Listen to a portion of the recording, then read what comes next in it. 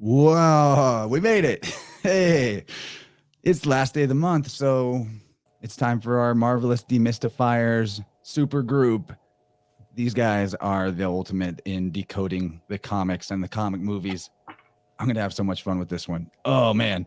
And I already see a lot of good stuff going on in the chat. I got to say hey to everyone on the Rockfin side. What's up, Neil? Neil says he found us through the episode I did with Howdy. So I'm sure Neil's going to love this because we're getting into all this Egypt gravy. Very inspired by Howdy. I've got his book right here, Howdy McCoskey, The Power of Then, Revealing Egypt's Lost Wisdom. Also, I see Sam Clint and Kaylee in the Rockfin chat, and Logan Cook tipped me $5 before we even said anything cool. That's awesome. He says, can't wait to do a session with the big fork. this big fork. Yeah, dude. Yeah, buddy. Show us. Can you do it? You want me to hit it? Yeah, man. Okay. Yeah, man. I will. Here we go.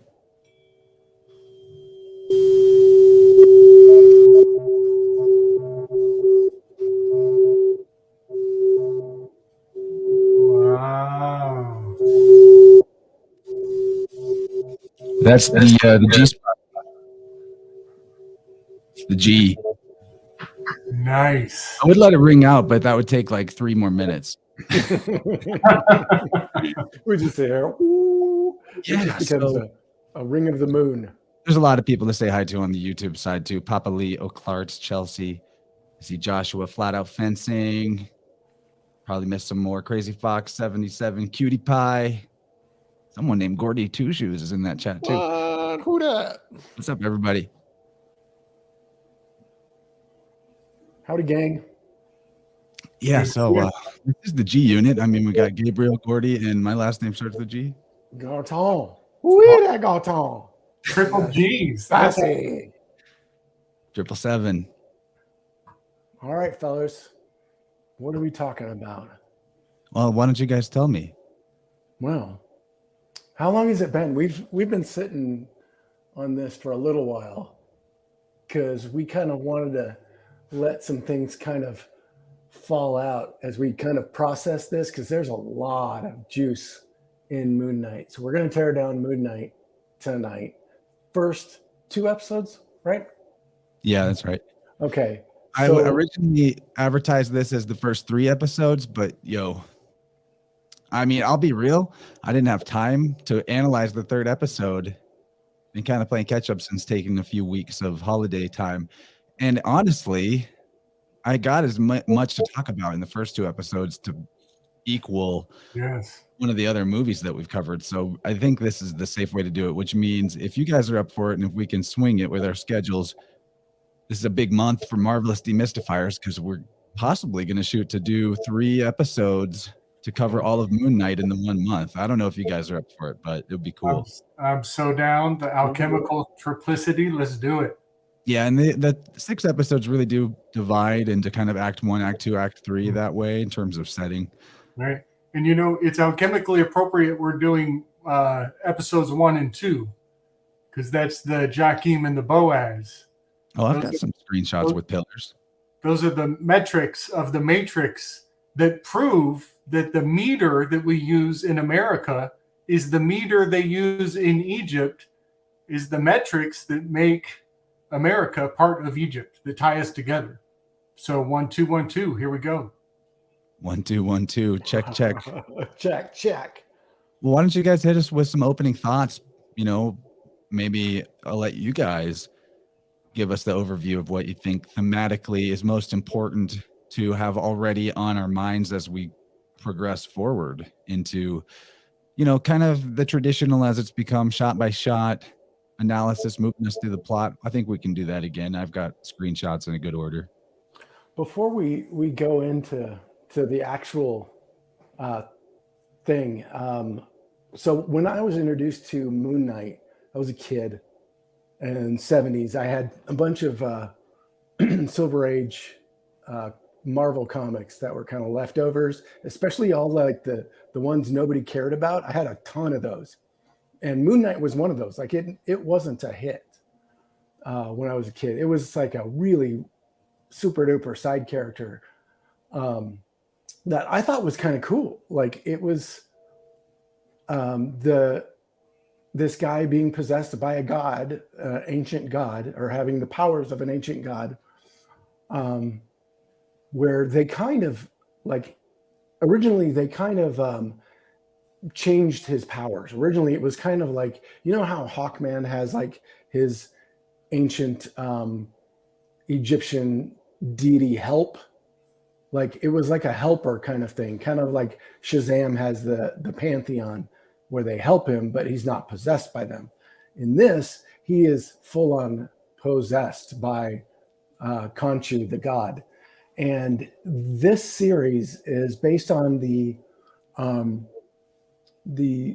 book called Lunatic. It's Moon Knight Lunatic, and I think it's a series that was put into a trade. And that's how I found out about this trade story. Paperback for those who aren't into the comics lingo. It's when they Right. compile a bunch of issues into a larger book. So thank you for keeping us on task for the normies. Yeah, not everybody has spent hundreds of dollars on comic books like us. Right. So anyway, yeah, my son-in-law introduced me to this, and I haven't read it in several years, but I remember it being the first time I saw a hero going into a mental asylum. Being from the protagonist. Why can't I say that word? Protagonist's point of view, right? Yeah. And so I thought that was really a really interesting dealing with somebody's mental illness, which, let's be honest, if you had these kind of powers, you'd probably have to deal with some shit mentally, and it would probably fuck you up at any rate. And there's a couple of times in here that so at any rate, that's how I was introduced to Moon Knight and loved it ever since. And so going in, like we've all seen all of them, right? We're spoiling it for ourselves. So like I dig this series, man. This was the first time my wife and I have like gotten into a show in a long time together. Like, and I kind of dig this. There's a lot to hate about it, but a lot to love about it too. I really like, if you haven't watched it, I'll be, helping you to attain watchdom if you're in the Telegram group. But yeah, that's code for we've got the video files, and if you ask on Telegram, we can forward it to you. Yeah, man. Gabe, Gordy, what you're saying is so true. I mean, I guess there is a lot to love about it on a viewer side. Like, there's horrific programming and crazy misconceptions being thrown about Egypt that are not good. Crazy, crazy stuff. Probably, I don't want to be all mooncat about it, but I think that the harm outweighs any good in this, because the good is on the entertainment value side and the harm is on the psychological damage to humanity side. But that being said, I found myself watching it every Wednesday as it came out, one episode a week. And interesting too, that it initiated in the sign of Aries and concluded in the sign of Taurus. And the sign of Taurus side of this and the mother thing, man, I mean, we know Disney just pummels the mom and just annihilates mom and tries to create evil mom everywhere it can. And yeah, that'll be the next thing on the chopping block probably is Doctor Strange and the mom of madness. The decent mom. Yeah, the decent mom in Gabe's video. I watched that today. Yeah, decent mom. So the acronym there is Doctor Strange and the Multiverse of Madness, which is got mom in it, and it came out in Taurus right around Mother's Day. Yeah, this one. Yes. That train wreck. Oh, I mean, symbology. I just remember in Gabriel's video before he went to the movies to see it, he's like, I have a feeling they're really going to fuck with Wanda on this one. You had no idea. That's a sidetrack, though. It's something to look forward to, guys. If you can sometime in the next month watch the new Doctor Strange, we'll be covering that next, most likely. and because there'll be a lot to say about it. But Yeah. Gabriel, maybe you can kind of round us out on this and describe the Tavistokian social engineering MK Ultra themes that are going to be coming up, and any other opening thoughts you want to shoot across the bow here. Yes. So I have some really fun terms I want to kind of add to everybody's vernacular around what we're going to get into, particularly on this one, because this is just setting it up perfect. There's a term I've come to appreciate that's a German term. It's Denkronverlust. And that means loss of thinking space. And it is used in the artistic world to describe confusing the object for the subject. And making an artist makes an amazing piece of art, and we don't care about the person who got the picture drawn of them. The art becomes more valuable than the subject itself. And there's this weird transference that goes in, and it's called Denkronverlust. And it also has to do with people identifying themselves with their driver's license, with their state-issued identification, this second persona that everybody's expected to take care of, like a little baby, like a little homunculus living in your wallet all the time that you have to feed and honor and respect and venerate like a baby Christ.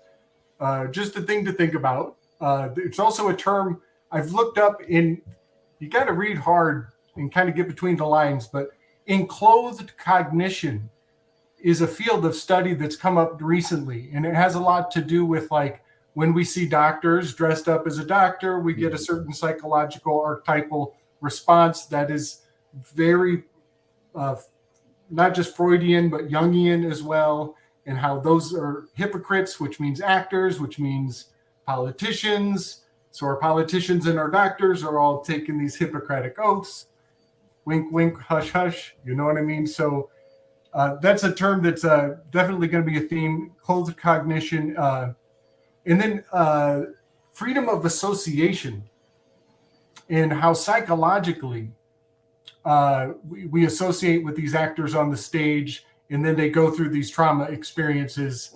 And it, whether we know it or not, on the subconscious level, it's happening to ourselves. We are agreeing when we go into the theater to be like, I'm going to associate with this person who's going to go through this adventure. And the effects that has on us, because the dissociative identity disorder spell is all over this series here. It's all over Disney. Like, lately, it is so big. Not just Disney, Hollywood in general. Multiverse and dissociative identity disorder. Feels like every month we come back and talk about these things. And the, huge symbolic link between Doctor Strange, last month's analysis, and this one is the mirror world. Except now it's like, instead of them in Doctor Strange, they go to the mirror world as like an alternate dimension. So the setting that they're in is they are inside the mirror, so to speak. But in this, it's the mirror world inside of you, which is this artificial person, this artificial, this fictional identity.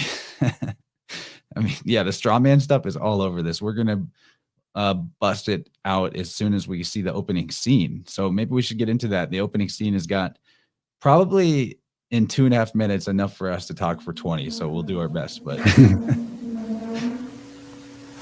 that was a funky sound. Okay. So let me pull up a screen share. If you guys, how does this sound? I'll go through probably like 3 screenshots here, and then we'll talk about, and I'll narrate what is happening, and then we'll talk about it all. I'll bring the shots back up as we go. Yeah. So the very first thing we see is this dude's hands. We don't know who the dude is yet. We have got the scales on the right arm here. The scales have got the crocodile head. Very important. We're going to see this symbol all the time. And we have the walking stick or the cane. And we have the sandals or the shoe. We have the glass and a larger chalice here. So this guy, we see his hands as he pours water into his glass. And then he uses his fingers to make the glass like whistle, sort of give it a humming glass magical thing that he's doing, maybe enchanting the water with some kind of intention. Then he covers it with cloth, and he breaks the glass with a hammer after he drinks the liquid out of it. And then he takes the broken glass and puts it in his sandals. And he puts the sandals on and walks out. I should have got a screenshot where you see him prominently leaning on the walking stick. But all the symbols in these opening screenshots are highly important and relevant to the whole show and all the plot. So I'll let you guys take a shot first, and then I'll see if I can fill in the gaps with some of the things that I recognized in this whole dynamic here. So I see the Magi card with the table and all the ingredients and all the implements that he needs laid out before him. Very Magi card. And all of this is like a, if we were doing a conspiracy corkboard, this scene would be the center place.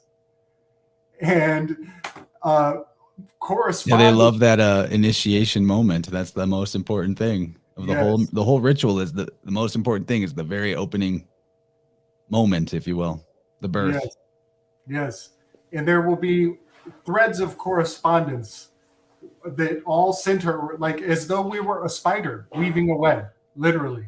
And this is like the center ring, because those are Crocs. Those shoes are Crocs. This is like a... You mean gators? Gators. They're gators. It's another word for shoe. Is That's gator. it. That's for a it. shoe. I think shoes like that are called gators, right? Yes. So this is going to be like hand in glove metaphor, layers within layers within layers going forward from this centric ring.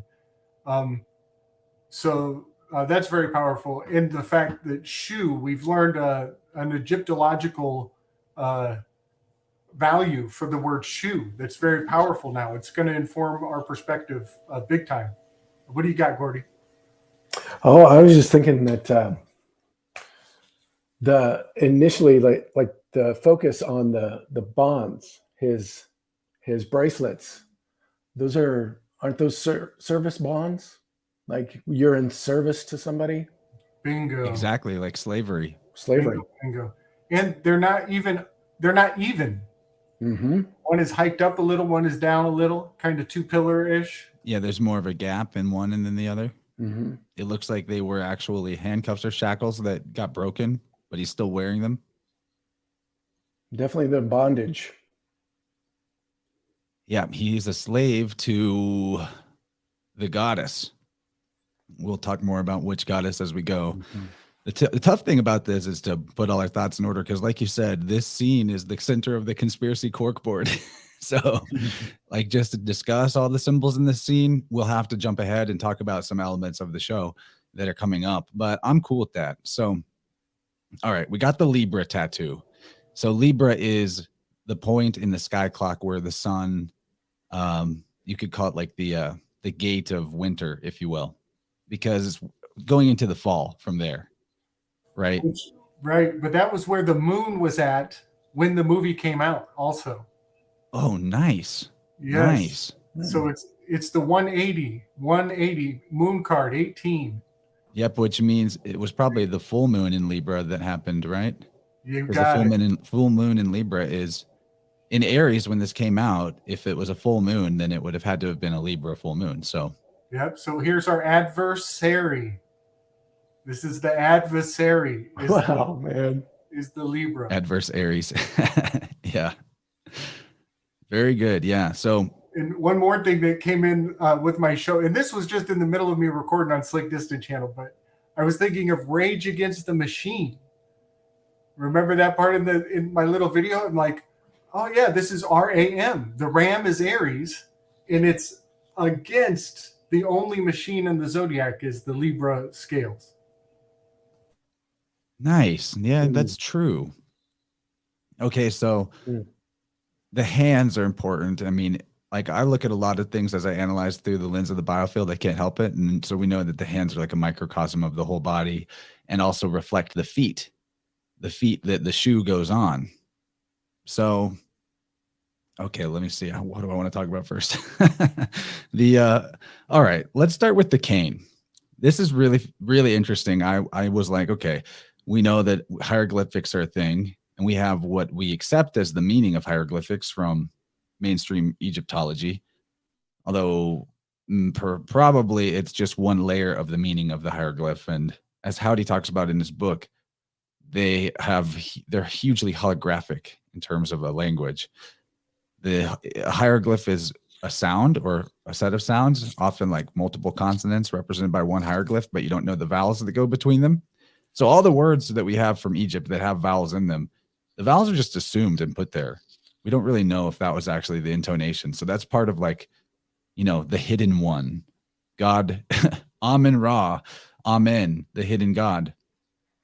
So, because the vowels, all the vowel sounds would constitute the om, all these sounds are like, if you got them in the right order, that might be the last name, if you will, the last word, the hidden name, the unpronounceable. So we have this walking stick or cane. Do we know who Cain is in the Bible? Speaking of machines, who was the builder of the first machines, if you will? He was a smith, smither of wills. That's Cain from the Bible. So we have the biblical Cain that phonetically ties to a walking stick. But in Egyptian hieroglyphs, a walking stick is a hieroglyph. And it's traditionally, according to Egyptologists, put in front of a speech or a large segment of text or story. So showing us the walking stick in the very first initiation scene is symbolic on the face of it of the beginning of a story, which I thought was kind of interesting. That may not have even been intentional because it seems like the character was going to have a walking stick for other reasons. But okay, so let's talk about and I'm really fascinated by the whistling of the cup. I don't know if I have a lot to say about that other than it's a cool touch. Walking on the glass, though, is super brutal. So you have flagellation going on, which is a religious term for when you like inflict pain and suffering on yourself as a sign of deference to your deity or your lord or your master, like whipping yourself on the back with the cat of nine tails. Yeah, interestingly, there is a hieroglyph. When I was looking up the walking stick hieroglyph, there's a variation of the walking stick hieroglyph that has a flagellum on the stick. So it's a walking stick that you also flagellate yourself with, which is crazy because that's what he's doing when he walks on the glass. Yes, that is super, super creepy. It makes me think of Opus Dei right away, which Opus Dei is a phonetic anagram for octopus. And the flagellum looks like an octopus or a squid that they're hitting themselves with. The fact that it's a cat of nine tails makes me think of the Enneagram right away.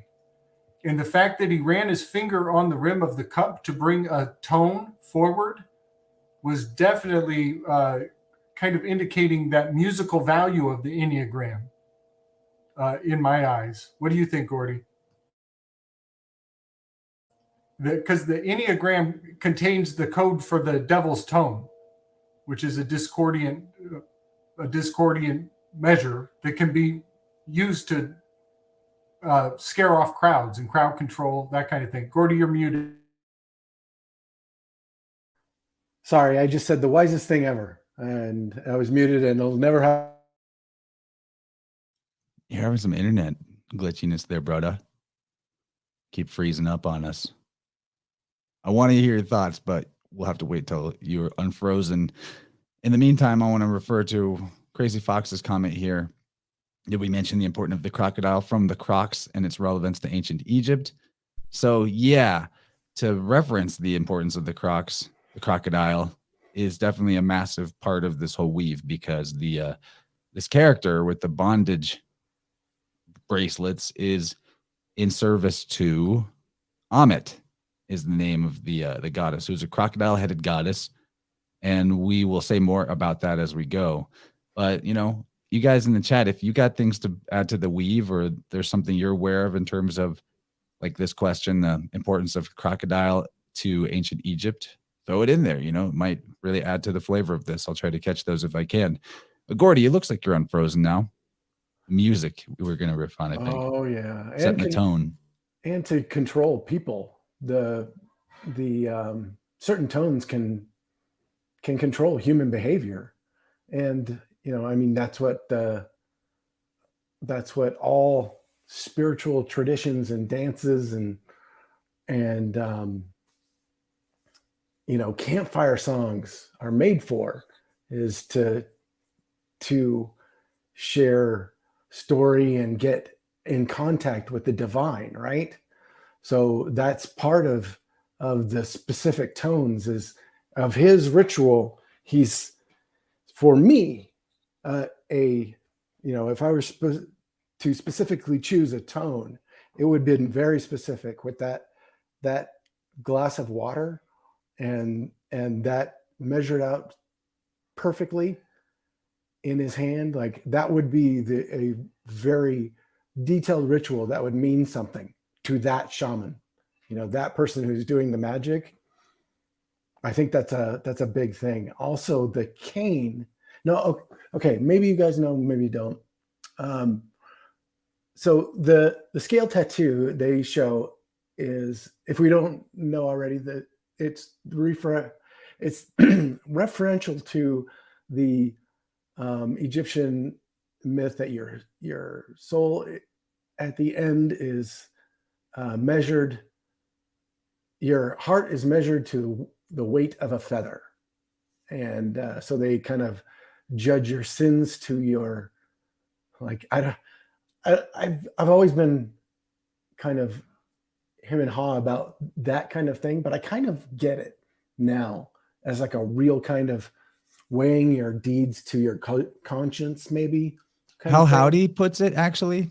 Can I cut in here? Yeah, please do. Because Howdy educated me about this. I asked him about it specifically, and his answer wasn't so much as the weighing of your heart being you were good or you were bad, but actually how much did you live up to your true self and your reason for incarnating. So that might actually be to do wrong things, so to speak. Mm-hmm. Oddly enough, it's more about, does your heart balance with the feather? Because your heart gets heavy whenever you are not true to yourself. It has nothing to do with per se feeling good or feeling bad, or being the good guy or being the bad guy. Because even those are kind of low-minded concepts.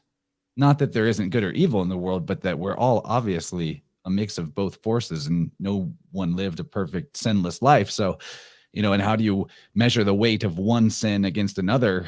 A lot of that is highly subjective to who the victim was and who the perpetrator was, and, you know, all these different things and the circumstances. So, you know, what would it take for your heart to be heavy enough with sins to not weigh the same, to the not balance with the feather? Like, that's impossible. That whole thing is like a farcical idea of like the wrathful judger at the end of your days, in my opinion. Right. But for your heart to be heavy because you were not true to yourself, that makes sense. Because look at how people die. People die either in an easy breezy letting go because they feel that their role was complete, or they clutch and hold on and they're heavy from the, and they're waiting. They're heavy, so they're waiting. They're trying to wait longer before they die. Wait, heavy.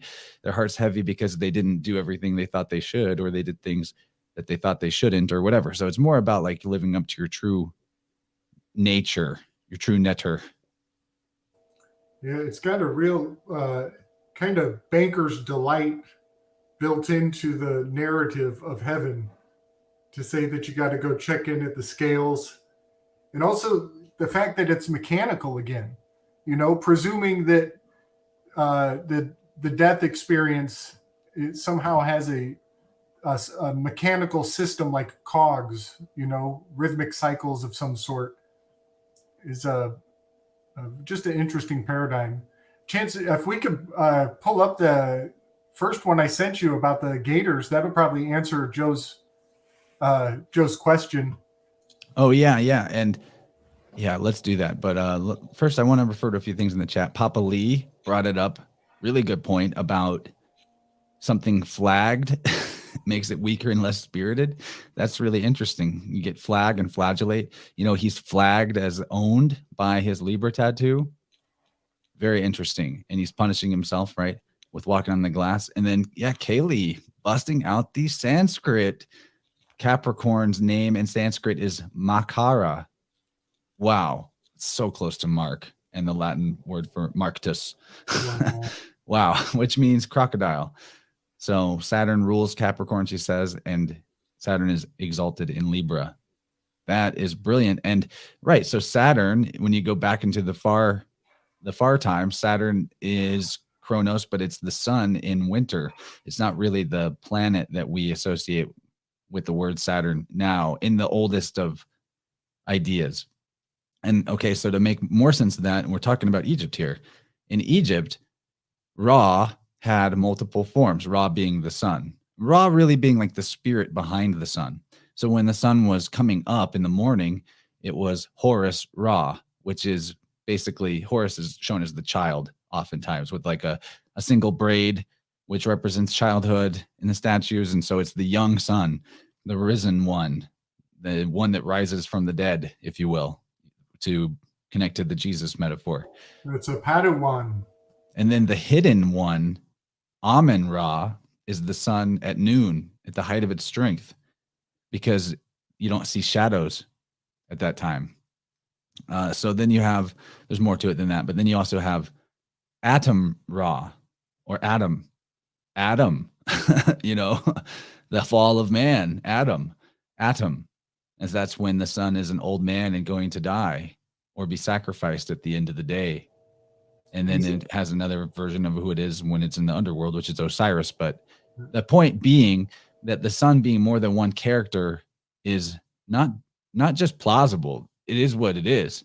We've just lost track of, in mythology and all of the Tower of Babel scrambling our civilizations have received of that fact. And we've got dissociative identity disorder. And we think all these different beings are like separate individual gods when you trace it all back, it's all emanations from the one. And there's kind of a paradox there because they are different characters, but we'll get to this later, but it's important to point out that the Egyptians did not believe in multiple gods. They believed in one God. And that's a huge misconception that most people have. But yeah, you want me to pull up that screenshot because I have more to say about the shoes myself, but I want to hear what you've got first. I'm saving mine. One thing to weave into the Atum, that later, the end of the day, that's the tomb. We're going to bed. It's time to go into your tomb. Go lay down. Have your resurrection ritual tomorrow morning.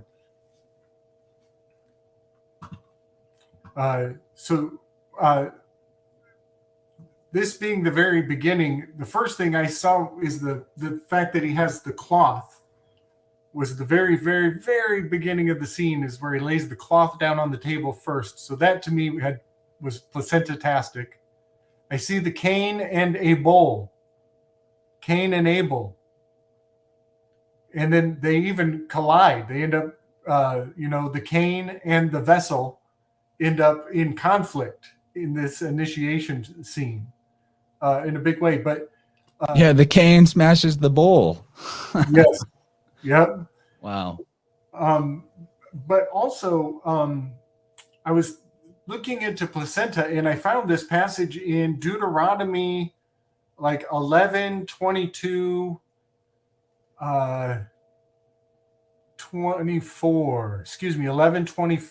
of Deuteronomy. Which I guess I'll read the whole thing real quick. For if you carefully keep all these commandments, which I command to you, to love the Lord your God, to walk in all his ways, and to hold fast to him, then the Lord will drive out those nations from before you, and something, maybe make a table greater and mightier nations than yourselves. 24, every place on which the sole of your foot treads shall be yours. This is the key. This is huge. I'm so glad you found this because it totally connects to my analysis of the shoe. Yes. Wow. From wilderness to Lebanon. That's from the private to the public. From the wilderness to the city. This is where Hecate stands guard. This is where there are two pillars dividing the private and the public. This is the front of your ID is the public, Lebanon. The back of your ID is the wilderness. It's the private. From the river to the river Euphrates, even west of the sea. This is a very important aspect of what I think we're getting into here. The fact that every place that your foot has tread, the sole of your foot, belongs to you. And we're talking about a place. This is the placenta. You're a free man on the land. For sure. So I just thought I'd bring that forward for the discussion. And the fact that later on he addresses his mother on the phone in one of his personas. And he's constantly saying, later, gators. He's being all cutesy with his mother, right? The place where he tread in her belly, his motherland. He calls her later gators. Well, this is symbolically, these are leather gators. That's Twilight speak. It's going to echo like ripples coming off the rim of that cup, going outward in concentric rings from this point. Yeah, it's so important. What you just said is so important.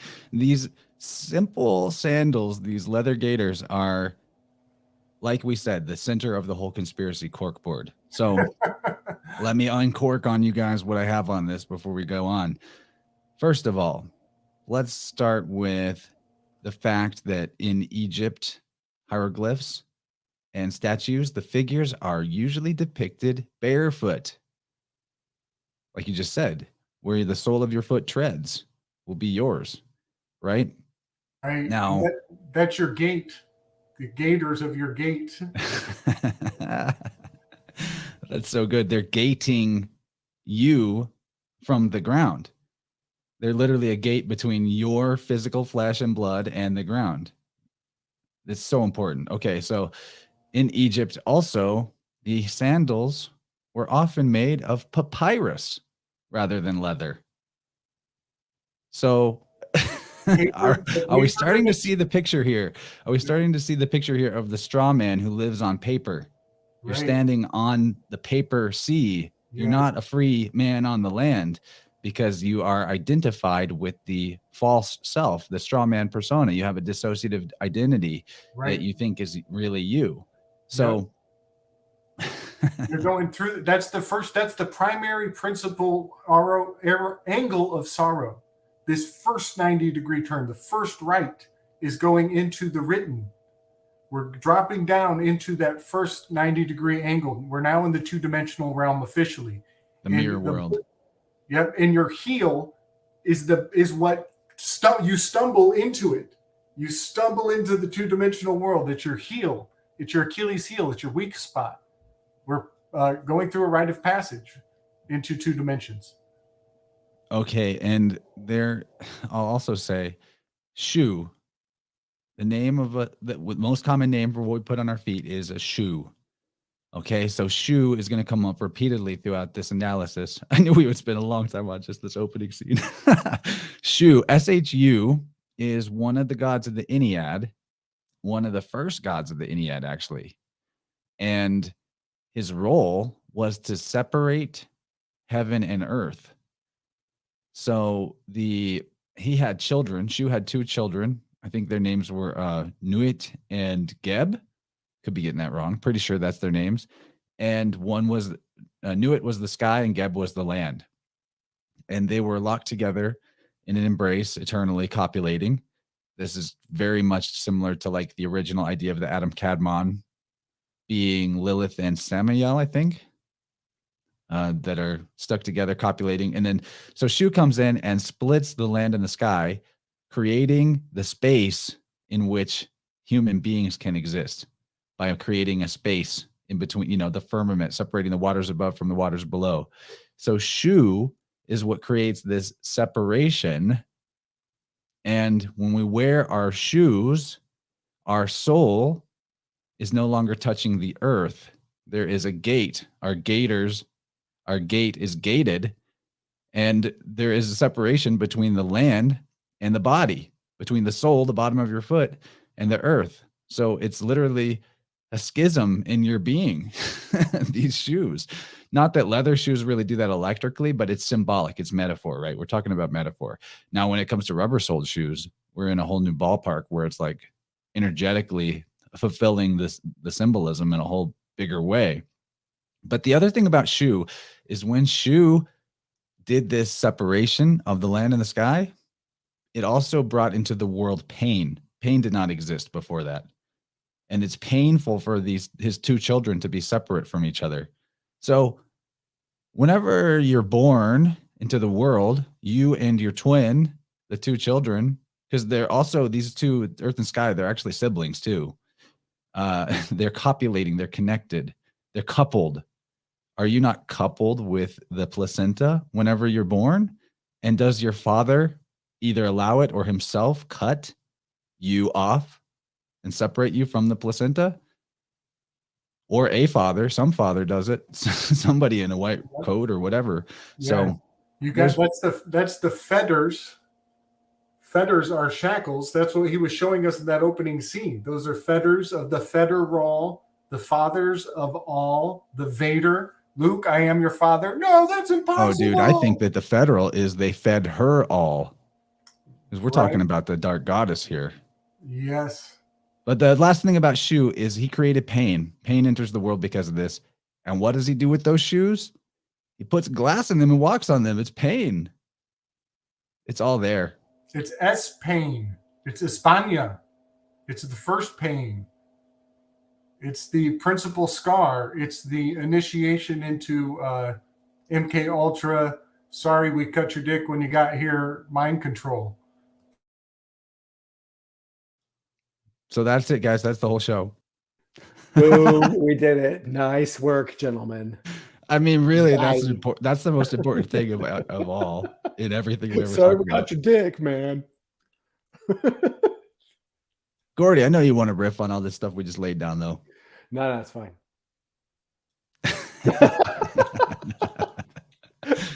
I mean, we can move on. We have a lot of ground to cover. Move on. Dude, I just love the nerdiness of this shit. Look at this. Okay, so I don't have a Moon Knight action figure. Not that nerdy.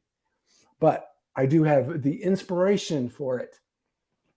This is the little, I can't remember what kind of these are. They're a specific kind of Miko doll. Anyway, the action figure that like they made a bunch of horror movies and stuff like this. This is Boris Karloff's Mummy.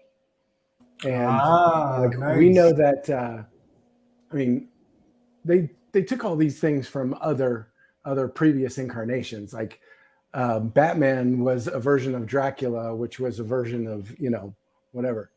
So it's the same thing with this. You can clearly see he's modeled after a mummy. And this is what comic writers do. But what's cool, I think, about this character is, you know what? Let me hold on to that. Well, that'll come back up. I find it fascinating that they don't use the term mummy. I know, it's right. Like that was a prominent thing in the 70s versions. Like he was like the mummy hero guy. And it was like right around the same time. Oh, he froze again. Well, yeah, I think there's something to that. The thing that they don't talk about, for some reason, when you finally think of it, it really hits you in the face with like, why are they talking about mummies? Like there's a complete lack of mummification even acknowledged. Well, the only time it's acknowledged is in the right after this scene. They show him going into the gift shop or whatever. He's going to his job, and he has to explain to the girl. He's trying to distract her from vandalizing one of the displays, so he takes her over to the other sarcophagus and starts talking about how they suck the brain out of the nose. Okay, yeah, that's right. They also show some of the tools for that later in the series, whenever they're actually in one of the tombs, and there's like zombie mummy priests. Yeah. There's a little of it there. But yeah, that is interesting. He's initiating her in a creepy way in the craft of the embalmers. Yeah, we're gonna have a lot to say about that part too. Yeah. There's a bunch there. So the other interesting thing about Shu that I'll throw out there right now is that he's often symbolized with a lion head. And he represents dry air and the force of preservation. So I feel like that fits because you were talking about mummies. Wow, thank you. That is very valuable. And in fact, that'll kind of bounce off of the thing we did with the Wizard of Oz recently. I've always thought that we'll get to that when we do, but that will be important. The lion head. So important. Okay, so does anybody know what's up with the Bob Dylan song at the beginning either? Isn't that what it is? Isn't there a Bob Dylan song earlier in the show? Yes. Isn't that what's playing when he's walking on glass? Some weird Bob Dylan song. Can't sing, terrible singer. I didn't bother to look that up. If anyone wants to check into that, let me know. I did, but it was the first time I watched it a long time ago. And just because Bob Dylan definitely talks about selling his soul to the demiurge or whatever. Yes. It is a very heavy. The lyrics to that song are very heavy and very pertinent. I wish I had them pulled up because it was pretty heavy stuff. That music didn't. That's weird. That didn't. I didn't look into that. But all the wake ups in the music. Did you guys see that theme? We'll get there. In the theme music. Yeah. Okay. The music I found has a Bob a very Dylan song. clear theme. You pulled it up. A Bob Dylan song. It's Every Grain of Sand. Oh. So just Glass right off made the of bat, sand. listen to the lyrics of this. In the time of my confession, in the hour of my deepest need, when the pool of tears beneath my feet flood every newborn seed. That's the Nile inundating. There's a dying voice within me reaching out somewhere, toiling in the danger and in the morals of despair. Don't have the inclination to look back on any mistake. Like Cain, I behold this chain of events that I must break. In the fury of the moment, I can see the master's hand in every leaf that trembles, in every grain of sand. So it goes on beyond that, but shoot. Pool of tears, that's a pot, P-O-T. It's the top. It's the kyborium. It's the placenta. Yeah, man. Nice. Okay, let's jump to 5 seconds later. Moving really fast here. Okay, so he's shown waking up in his bed frequently in this series with his ankle chained to this post, this pillar, positus. Okay, so I thought, what's the right ankle have to do with in the biofield? And what do you know? Your right ankle in the biofield, and it's kind of funny. It's not funny. It's obviously divine synchronicity, but I've had 2 clients this week for biofield tuning who both had severe, I say severe just because, like fully blocked. It's not like life-threatening, but severe blockages in the ankles, which I've never actually really dealt with that extensively before, a little bit before, but it led me to this realization that I'll maybe talk about more later of how important the ankles and the knees are in the biofield. You know what? I should just say it so I don't forget and think I checked it off the list. So, okay. Later, when we talk about the Ennead and we wonder, like, what's the difference between the septenary and the Ennead? The 7 or the 9, which is it? Right. What if, because, okay, the ankles and the knees, when I started like really tuning into them, they were talking to me through the forks, that is, as strongly as the other chakras. So I'm thinking, like, what if the ankles and the knees are like hidden chakras, if you will?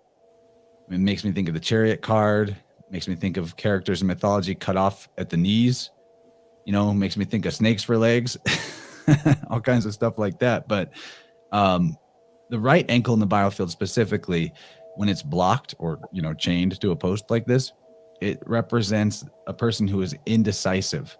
They're stuck in 2 worlds. They're trapped between worlds. They, 1 foot in, 1 foot out type of energy for the right ankle specifically. So for a character with multiple identities and not sure if he's in the waking realm or the dream world at any given time, very important symbolically that it's his right Hmm. ankle that's chained specifically, because the left ankle has a different thing going on. Yeah. And then I was like, okay, ankle. Well, that sounds a lot like Ankh. And the Ankh is a super prominent symbol in Egypt. I mean, Yeah. most of the gods are shown with Ankhs in different depictions. Definitely our guy Shu carries an Ankh. So it's like Ankh sounds like ankle, doesn't it? All right. Nice. Okay, so then I was like, all right, let's look further into the Ankh. Let's look into this some more. And I found out that according to our high and mighty Egyptologists, the ankle, the Ankh symbolically as a hieroglyph has another meaning. It could mean the Ankh, which is your connection to the source of life, or it can mean the strap of a sandal. Oh, snap. That's biblical. We need LaBranch up in here on that. That is good stuff. What are you thinking, Gordy? No, all I could see just now is how. So when Gabe, like, we all kind of started doing this, and that first midnight movie, like over a year ago, we started seeing this theme of books stacked on the floor. Like, nobody uses fucking shelves anymore. Like, and ever since, Totally. ever since like Metropolis on, like, nobody uses shelves. And I'm looking at it in the background right there. There's stacks of books. Looks like my house. I don't have bookshelves or anything, just books, just sitting all over the place. That has been a strange, haunting theme throughout. No matter where we go, that seems to always It's following us, dude. It's following us. Yeah, man.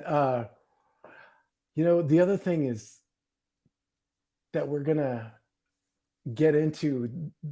This is the deed of surrender. The whole thing is there's so much thematically throughout this whole series about surrender and what you surrender to, which is how you get an infestation, people. I'm just kidding about that, but sure. Yeah, I mean, you be very choosy what you surrender to. And this is also a Marvel theme. Ghost Rider ends up the same way. He chooses a demon, which, if you read the Mystic Bible, they're essentially the same thing as somewhere in the pantheon of Egyptian gods. But they'd be like, brother sister kind of thing, like same level of spiritual strength or understanding or whatever.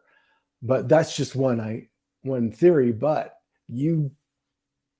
people submit to certain powerful things. Yeah, you'll be powerful and you'll pay for it with your soul. Yeah, man. Yep. Well, back to the sole being the bottom of the foot and the ankle sandal connection we have going here. It is kind of like your ankles, like he has his ankles shackled. Your ankles are sort of this bridge or strap connecting you to your soul, which is the bottom of your feet, which is touching the earth, which is, the big oversoul of that is the world, yes, if you will. Yeah, man. Yes, so we are definitely still in birth ritual here. We are still in initiation. We are still fresh out of mama, coming into the world that they're weaving for us. It's definitely got that umbilical cord component, right? Also, the Egyptian initiate, they have a little tether attached to their head, like a Padawan. The Padawan have the rat tail, very Egyptological. Yeah, that was symbolic of childhood. And then when you were initiated into adulthood, they shaved that. Right. And so this is like... Sometimes you would even, speaking of dissociative identity disorder, in the priesthood in Egypt, when you went through the initiation to be fully involved in the priesthood, they even gave you a new name. And they would chart that on the day that was fortuitous for you, and you'd have a whole new birth chart. And they would pick the day to try to like compensate for any weaknesses you had before. Mm-hmm. So we are dealing in the scene has obstetric value because it's a birth ritual. He's coming out of the bed, like we were saying. So reflecting back on things that we do to our children in their birth experience, one aspect I see here is, like we're saying, this has to do with that, bonding and being tied into the fictional reality. But another thing I'm starting to think about, guys, is some people are taught learn language that is mathematically intrinsic to speaking. And so, like the Greeks used isopsophy in their language. So it was not separate to have math and language as two parts of the brain. So there are some people who are born and taught from the beginning to think in gematria. And that's a very powerful tool to have.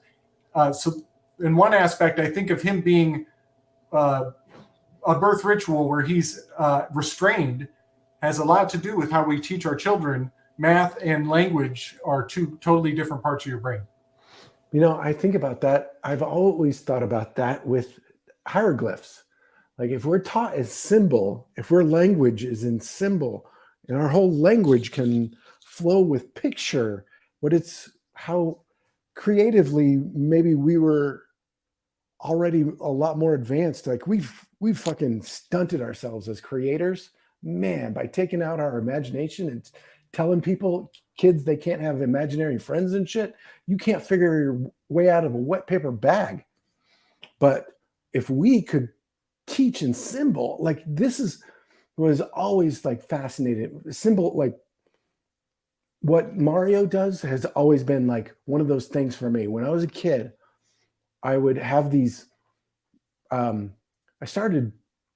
first job was in a t-shirt shop, and we had all these books of design of just tons and tons and tons of design. And I would look through those. And when I was a kid, I would look at the brands, like cattle brands, because my family were cattle ranchers, but the brands were like the coolest thing. Right. That's because they meant stuff. Yes, that's where I think that's the origin of symbol. The same bowl has the symbol on it. Mm-hmm. Yeah, anyway, going back to lots of cow too in this, lots of Taurus kind of food. Hey, I got a question. Does anybody know if the scales, so in the tattoos, you'll find out the rest of the cult has those scale tattoos, but in the tattoo, the scale is of the two gator heads, right? Yeah, and while you're froze, let's just point out that reptiles have scales. All right. Okay. Yeah. You're back. Very now. good. Okay. So is that the crocodile heads? Is that a normal Egyptian thing? Because I just remember like just scales. Is that a Marvel design? I think it's a Marvel thing. Yeah, okay. I think so too. Okay. Yep, they're taking certain liberties for sure on Libra. Liberties on Libra. They're taking so many liberties. Dude. Oh man. Yeah, that's just the start of it, right? Oh, yeah. We'll have a few more things to point out. I'm not expert enough to say all the places where they took liberties, but I'm working on it. I'm really enjoying Howdy's giant book, but I got a long ways to go, as you can see from my paper mark there. But okay, so let's jump into let's move forward. This doesn't need to be said a lot about, other than, well, I mean, if you guys want to say more about it, there's a continual running theme where he's talking to somebody who can't answer, or who doesn't answer, or who isn't even there. So here's him talking on the phone, like Gabriel pointed out, and at the end he says, "Laters, gators." And every time he is shown talking to his mom, it goes to voicemail, and he's leaving her voicemail. And we'll maybe leave it at that and reveal why that is when the plot reveals it. I don't know. What do you guys think? Yeah, we can get there. It's not like that big of a thing, I think, unless you see it, Gabe. Like, because we don't hear that, we don't know that his story yet. But yeah, there's lots of sixth sense little things like that you don't see the first time. Yep, well put. That's exactly what it feels like. There's a strange like impotence instilled in the fact that he's like speaking, but there's no effect. It's kind of like he's not there. Or he's a ghost in his own world, kind of thing. Oh, and then there's this goldfish too. The goldfish that he's feeding. Oh, right. That is important because the goldfish represents good fortune or wealth, good luck, but his goldfish has is missing a fin. So it's like broken fortune, bad luck.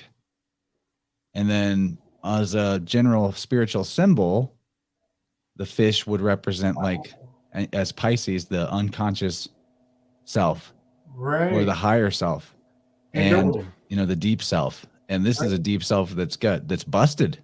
It's broken. Right. It's missing a fin.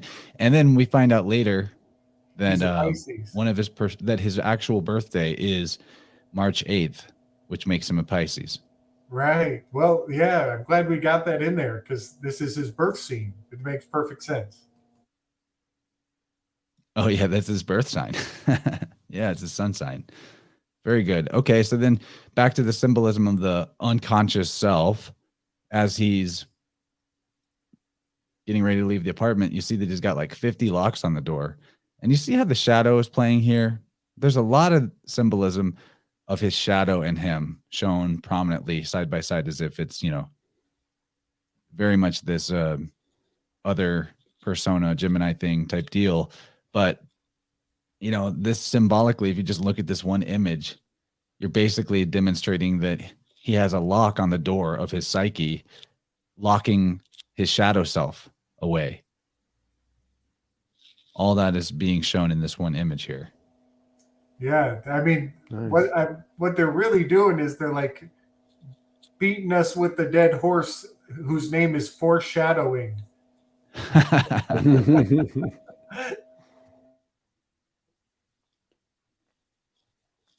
Okay, the next screenshot. What's that, Gordy? Oh, I wanted him to do the typical Disney thing and have it be like Peter Pan, where he like sword fights with his own shadow. I mean, you practically do parts of this where I'm glad they didn't go that route. Like, if we really wanted to go dark, we should analyze Peter Pan, the original book. Right? Way darker than this. Let's go ahead. Okay, so I saw some fun things on his walk to work in the background, but I just grabbed this one that I thought was interesting. How they show hidden in the background here, Atlantis Island, something missing. Atlantis Island. Wow, that is interesting as heck. It's just flashed as he walks by. You're not supposed to actually see it, subliminal, but maybe giving us the reminder that the Egyptian knowledge is from Atlantis. You'd go past Atlantis to get to Egypt. Yeah. Also, Bacon's book, Prophesizing America, was the New Atlantis. And in that, he had that cool theory that Tracy brings forward in that money grows on the trees of knowledge. Bacon had a theory that the economy of the future would be information exchange, and that philosophers like us would just sit around and get paid to like exchange ideas on cool shit. And that is a amazing prophecy. But yeah, I think that's might also be what's implied by that. Good call. We're definitely doing that. And I think Celestine prophecy was kind of bringing that forward too. The Sir Francis Bacon of theory of philosopher economy. Dude, that's so weird. I just saw today a tweet from Danny Elfman saying, and this has got to be some sort of meme magic stuff that the tweet was, or it was an Instagram that his favorite artist of the 20th century was Francis Bacon. That's weird. That's a weird troll. Yeah, right. Yeah. Like, somebody get on that. I need to dig. Is he I just still saw it, alive? quick, What's right? going on? like maybe he's the what's his name, Saint Germain. That's Right. what I'm thinking. I don't know, That's or it. one of the other ones. Oh, I've got a really No. good convo in the shoot that'll be coming out within the week with Dr. Bear Lando from Alpha Vedic, Oh, right on. and he gets into his thoughts on Saint Germain and other incarnations of the seven rays, I believe he called it. Really weird stuff. Wow. Yeah. That's cool. So maybe Bacon's one of those. Who knows? That's cool. Yeah, It's really you know, baking my noodle, though. I've been calling them mantles, just to make it like vague and unofficial, but it does seem to be like somebody has to play that role for humanity at a certain time, and it gets handed down. And I think mantle is a good way to just not be too specific. Yeah, it's the man who tells you about what's going on. Yeah, it's an oral tradition that Manly P. Hall had one, and he passed it on to somebody else. I'm so glad that we got here, and this is why we weave. Well, we're talking about avatars essentially, and this whole thing is about a guy who becomes the avatar of a god. So it's actually quite fitting, this mantle conversation. Yeah. Let's just keep going, because if I do what I want to do, I'm just going to get us off in the weeds. We need to stick to the task here. I guess And so. I'm If you're not sure, good at if you're it. sure, I like the weeds I'm with not you. good at I'm going to take us in the weeds, but it won't be for very long. You brought up Celestine prophecy. Check this out. It's a piece of celestite that I just got. Ooh, wow. Wow, bitchin'. Wow. Supposed to give you contact with angelic beings more easily. Ooh, buddy. Really? It's like this blue color. It's really cool. Oh. And then I also got this wrap when I was at that festival last week or two ago. Rad. And the stone is called Larimar, and it was supposedly is connected to Atlantis, or was used in Atlantis. That's why I thought it was kind of symbolically appropriate. Let me make myself not big anymore. Yeah. Nice. Okay, so tangent aside about crystals and whatnot. Here's what you were talking about, where he meets the little girl. He goes into the museum. He works at the museum. He's gift shop, Stephen Grant of the gift shop. And she's throwing her gum away into the pyramid or something, like it's a garbage receptacle. And there's a comment made about how the pyramid shouldn't be a rubbish dump. Now, this was interesting to me because Howdy's book, he talks about Giza, of course, a lot. And he says that there's a main parking lot that is close to the place where you'd go to do all the touristy stuff and look at pyramids and whatnot. And that right adjacent to this parking lot is literally a landfill. And he had theorized that some of the entrance, maybe an entrance to the huge underground complex that goes beneath the pyramids or something important, is actually covered up by this garbage heap. And so I'm like, why are you giving us this hint about Giza or the pyramid and a rubbish heap? Are you telling us go look at the rubbish heap, look under the rubbish heap? That's what I was thinking. Wow, I dig that. I dig that a lot. Mm. That sounds on point. That's cool that he's there firsthand to kind of pass forward the implication to us. That's awesome. Wow, cool that you found that, man. Yeah, I mean, why else Yeah, are they talking about it being a rubbish heap? Right? Well, one interesting sync for me is that They don't waste any moment. Everything is symbolically important. Oh yeah.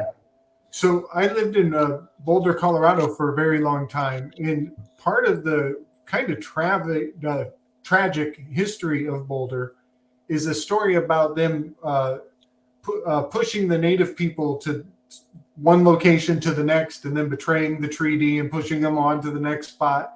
And the final spot where they were forced onto is today the dump, is the Boulder dump.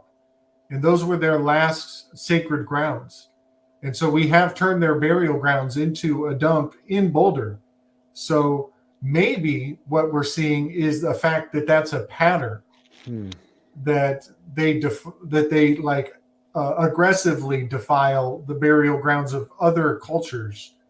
And Ross Ben has a kind of a weave on this in the fact that it is in certain ancient texts, it's prescribed to desecrate the burial grounds of other cultures after you dominate them. And that is kind of a cultural fingerprint through history. There's something to think about. It has to do with the reason why golf in reverse is flog. It is golf courses are basically the kings of modern day imperial expansionism, taking over sacred grounds of the cultures who were here before and playing the games of war on their burial grounds. It's pretty dark stuff. But flog, flag, stake your claim in other people's sacred territory. Golf has got a real gnarly spell behind the places they choose to put those things up. Dude, that makes so much sense why there's so many golf courses in Tucson. This and whole why area. so many golf courses are owned by the U.S. military. And they're all around bases. Yeah, dude. There's all the big, like Pebble Beach. Like there's military bases everywhere. There's big golf courses. Yeah. That's a great connection to bring into it. Yeah. And there's another creepy correspondence, and this is a real gnarly rabbit hole. So, keep your guard on, but apparently cement factories, golf courses, and ancient burial grounds have some kind of really gnarly implications. But wherever you look, you'll find a nice golf course with a dark history. For some reason, you also find cement manufacturing nearby. Really weird. Probably has to do with underground tunnels, but we have that here too. Yeah. Weird. A mystery that will, I'm sure, come more clear as we like these are the ones progress in life. Maybe that just bore us. We're just fight all these crazy shit, and they're like, military bases, golf courses, got it. Yeah. Ley lines, dragon lines, and shit. Yeah, I used to live right in the hotbed of burial mounds in Boulder. Oh, yeah. And there were pyramids and burial mounds, and they were just, you had to go off the beaten course to find them. And it was right where IBM was having trucks that were clearly coming from an underground path. Were there lots of mining around there too? Tons of it. So I used to live on top of all kinds of underground traffic. Yeah, dude, all over out here. I hear weird booms all over. Like even you can go on the Facebook neighborhood area. Like they're talking about it all the time. Did you guys hear that boom? 2 a.m. boom. Like it's significant enough that it's not just that guy, that one weird guy. Yeah. Volkswagen discontinued the Golf car, so maybe the spell is breaking. Oh, interesting. Yeah. Random, but okay. So I'm going to progress this. I'm going to push this river forward. Still talking to this little girl, and he's explaining how they pulled the brain out because they thought the brain wasn't important when they're mummifying and all that. And then she says to Stephen, he was talking about how you needed your organs to get to the field of reeds, and she's like, "Well, why were you rejected from the field of reeds?" Which is a really weird question to be asked by a little girl. Obviously, that's more shadowing of the four. Mm-hmm. But I don't know if we want to say anything else about it. What do you guys think? Well, the answer is because I'm not dead, am I? Am I? Right. Do you know that for sure? Yeah. I think that could be part of the message that is trying to be encoded in this whole thing, actually, which is that our world that we're in right now is the underworld or the world of the dead. And that's why it has the dreamlike qualities that it has. Well, and what would be the difference between the world of the dead and the world of illusion, too? Because each time he comes back into, I mean, essentially incarnating. Each time one consciousness goes away, the other one comes back. He's kind of incarnating, right? There'd be different aspects of his one soul. Maybe it's about the illusion. You know, I'm seeing something, the more I look at this picture, guys, something kind of interesting here. Oh, we know the two in the back? Yeah.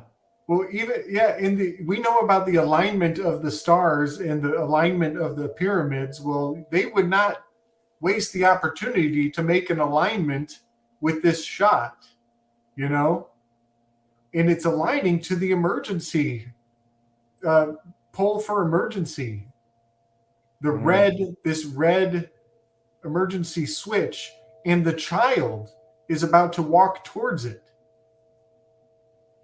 So just an interesting thing, you know. Osiris's belt pointing to Sirius, the dog star, that having that umbilical correspondence of a string and making an alignment, and that shot really pointed up to the emergency on the wall switch there. Just an interesting observation.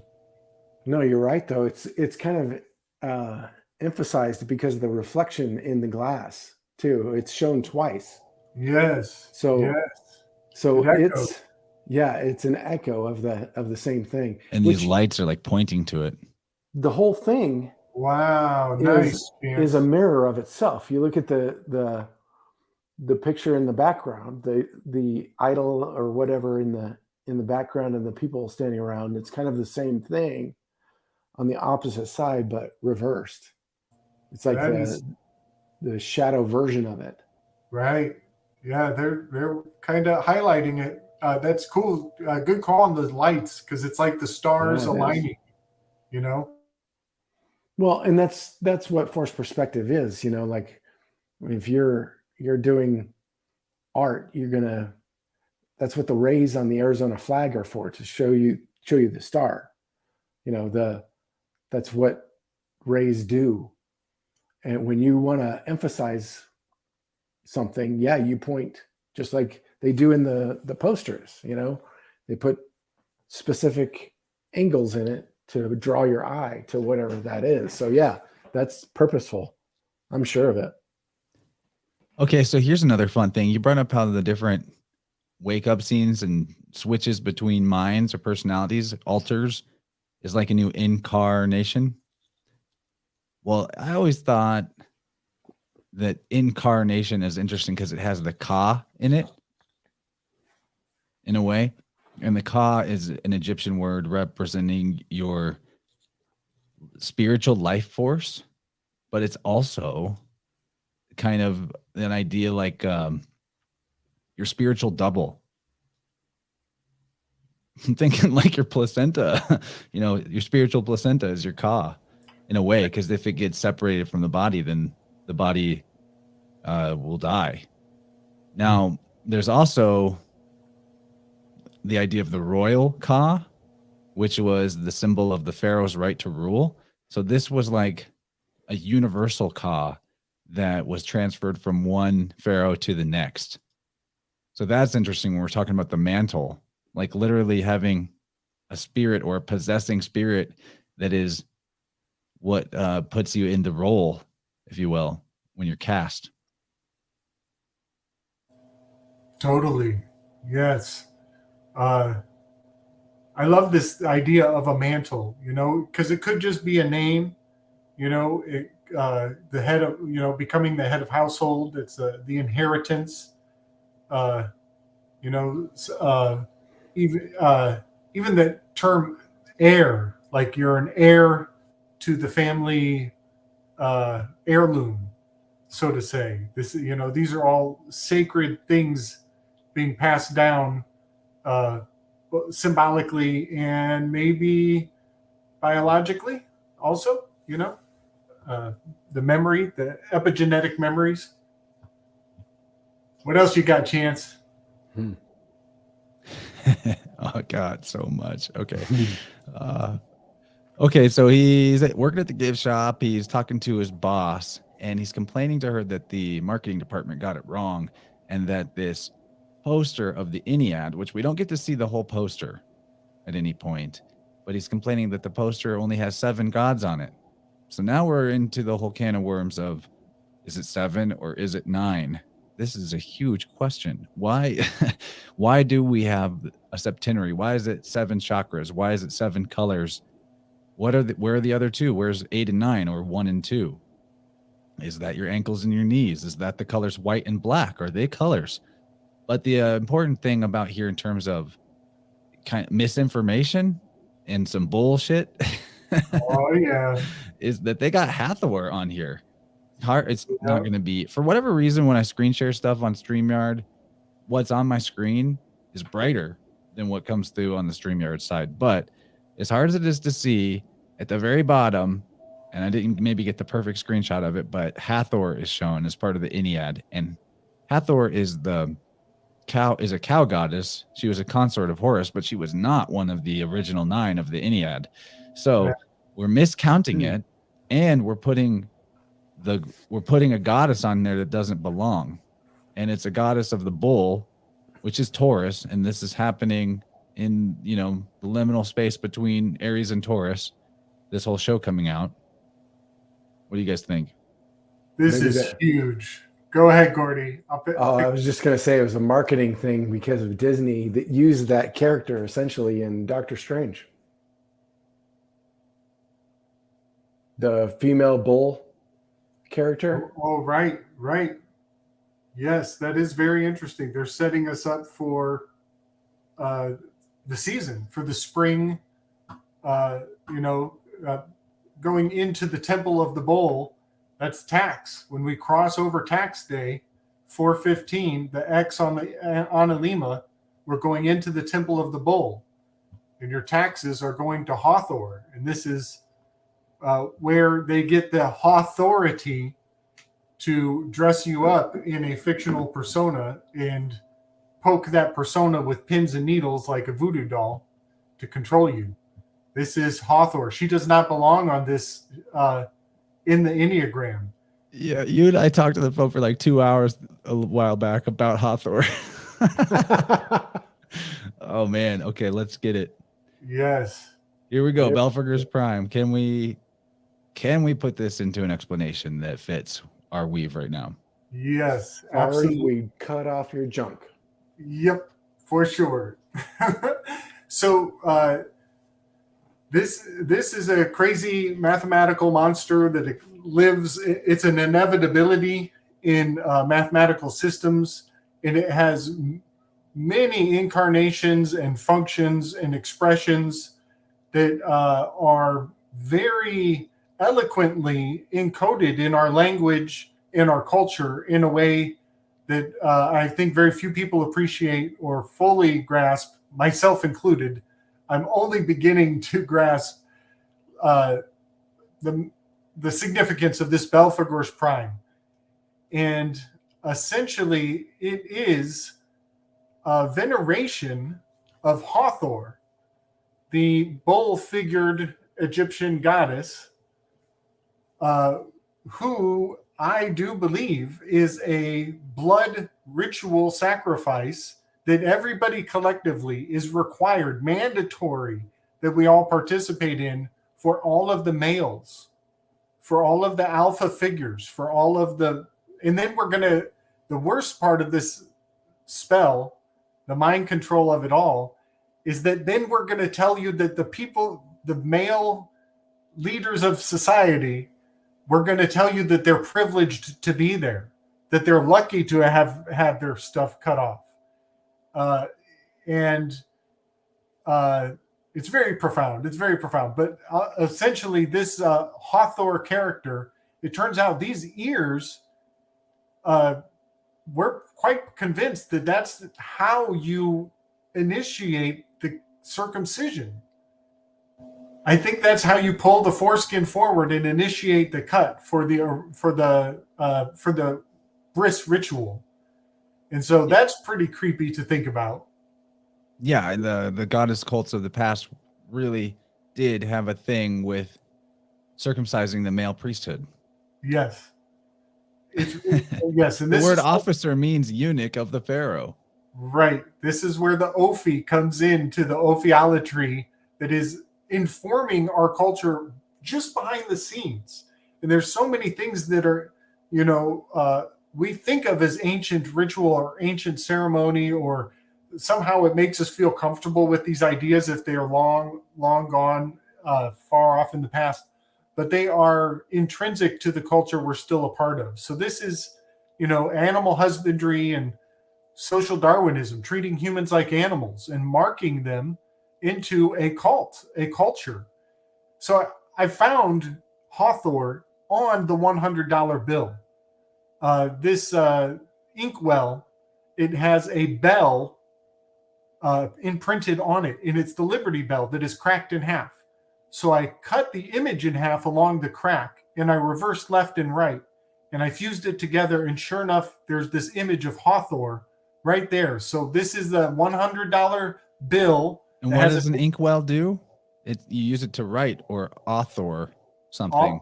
Authorize to. This is the ink carnation, the incarnation. This is the vessel, the chalice, the cup. So yeah, we found a bowl on the bell, on the bill of the $100 bill. And this is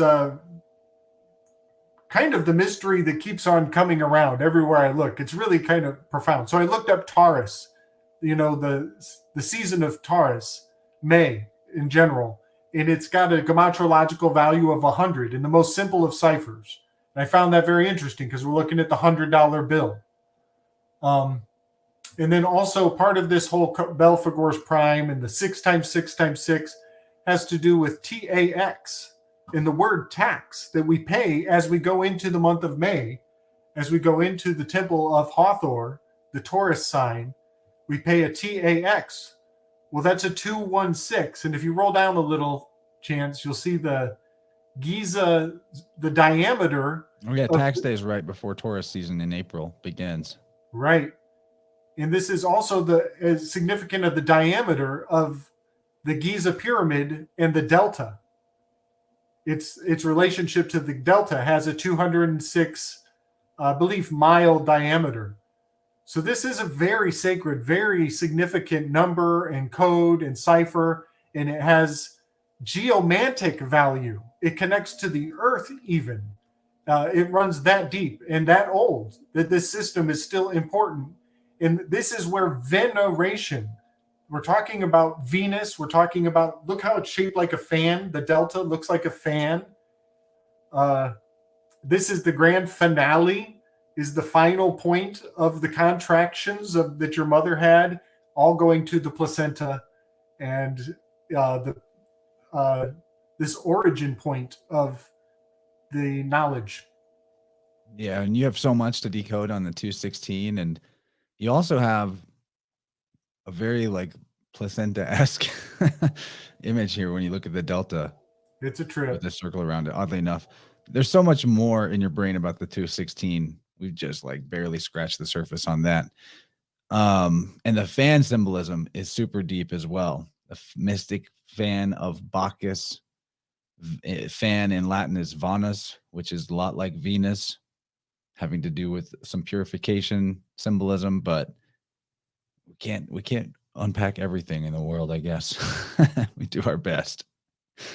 Gordy, do you have anything to add to our, Hathor question here? No, man, I just enjoy this. I just like to let you guys go off and enjoy the show for a little while. It's kind of fun. Yeah. There's nothing I'm gonna I know that in certain scenes, I'm looking at them going, oh, there's that. Oh, I'm gonna let them do that.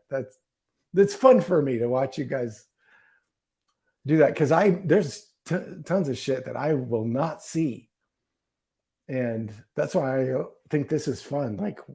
We see different things that either of us don't get. Totally, it's cool. I love it. Oh, and you know what? One thing we should maybe point out is that having Hathor come on this Enneagram and like Bogart the whole scene, you know, they like culturally appropriated the whole thing. It's like normalizing what I'm going to start calling the hidden Handela effect.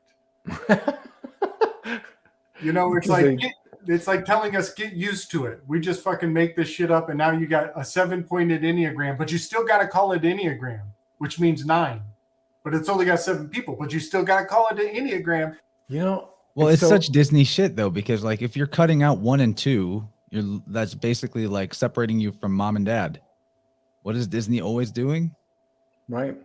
Yep. They're orphan and they're heroes. Oh, and what if those are the 2 chakras? What if? That's what I'm saying. And one of those was maybe the ankles. Right. I was thinking that too. The 7 and 9 chakra. That with the planets too. How Kaylee was talking about how they relate to the planets. Either it's 7 or it's 9.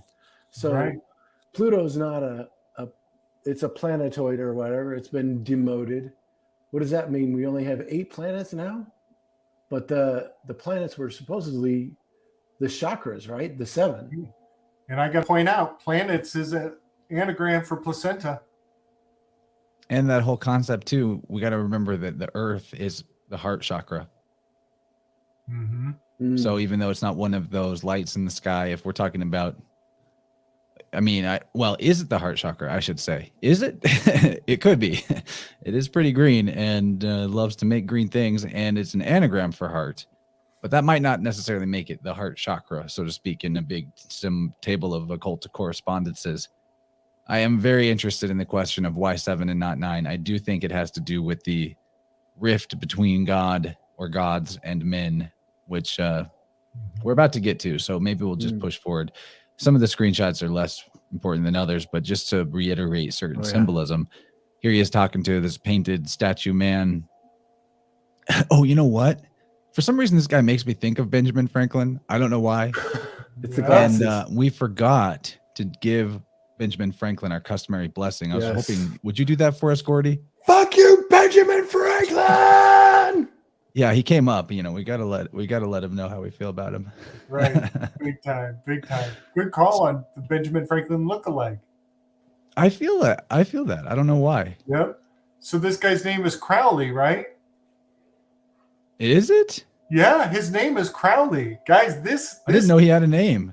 Yes, this guy is passing the torch big time. So, I love that you said he reminds you of Benjamin Franklin, because Belphegor is the spirit that is embodied by the thinking man. The one that everybody's confused as to whether his hand is on his forehead or his chin. The name of the thinking man. Mandela effect. The one that has been Mandela affected. Its name is Belphegor. So here we have a Benjamin Franklin, whose name also has the 216 in it, and who has a 16 squared magical square named after him, whose character is Crowley. Crawley. I think it's like Crawley. It's like the old spelling of Crowley. And so, yeah, this guy is passing the torch from Ben Franklin to Crowley to Belphegor for sure as a statue of gold, much like the golden lion, the bullion, the bull lion, for sure. I love it. I kind of missed that. My screen is too small. I missed what Snake said there. Oh, Snake said, Chance and Gabriel get 90% of my attention. Looks like I'm pretty up to date. Thanks to all of these gorgeous men's Telegram channel. Nice. Yeah, well, you know, me, you, and Snake, we all got some prominent Leo. Speaking of bull lion. Also, like we already said, Shu, symbolized with the lion head. And then we have this Hathor intrusion, which is the bull. So, you know, bull lion is definitely thematically on point. So he's always talking to people that can't respond or won't respond. He's talking to the statue man about his problems. And here we see, I probably only snapped like a third or less, and I probably missed some of the times where the character is shown prominently in a reflection. I grabbed a lot of screenshots of that because I want to keep hammering home this mirror world symbolism and how much they just nonstop do it. But he also he stops and takes a picture for a couple here who want a picture with the statue man. I don't know if there's more to say about that. What do you guys think? The gold thing is definitely being the antithesis of the moon. That'd be the sun character, right? The gilded with gold, the gilded man. Oh, But interesting. Okay, and he's a fake statue, and is it suggesting that the sun gold masculine connection is incorrect? Because I have like a whole weave later on about the Benjamin Balderson masculine moon feminine sun thing that I think is being encoded in here, that the Amit is really a sun character. Ooh, Joshua in the chat says Golden Crowley is like saying Negretto crown. Oh, that's true. Crow and crown are Wow. super connected etymologically. Wow, that is a nice one. I love Nice, Joshua. when the puns are like little booby traps of a hint that you're on the path. I think we found a little pun landmine right there. That's great. But this scene really is good one one. of those Sixth Sense things where the way he interacts with the tourists is very passive, because he's like, oh yeah, and don't forget the tip. Oh, okay, all right, good. And then he tells them later, Gators. That's how he exits the scene. Hellfire Club is the name of the gang of kids in the new Stranger Things, Joshua says. What? Uh-huh. Yeah, they have T-shirts. Wow. Yeah, man. This Belphegor Prime thing is deeply entrenched in the hidden Handela effect phenomenon. I'm pretty sure it's pretty interesting. That Golden Crowley Negredo crown is very, very interesting too.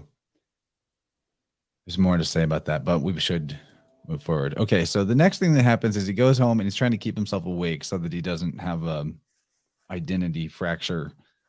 Because if he goes to sleep, the other guy might take over.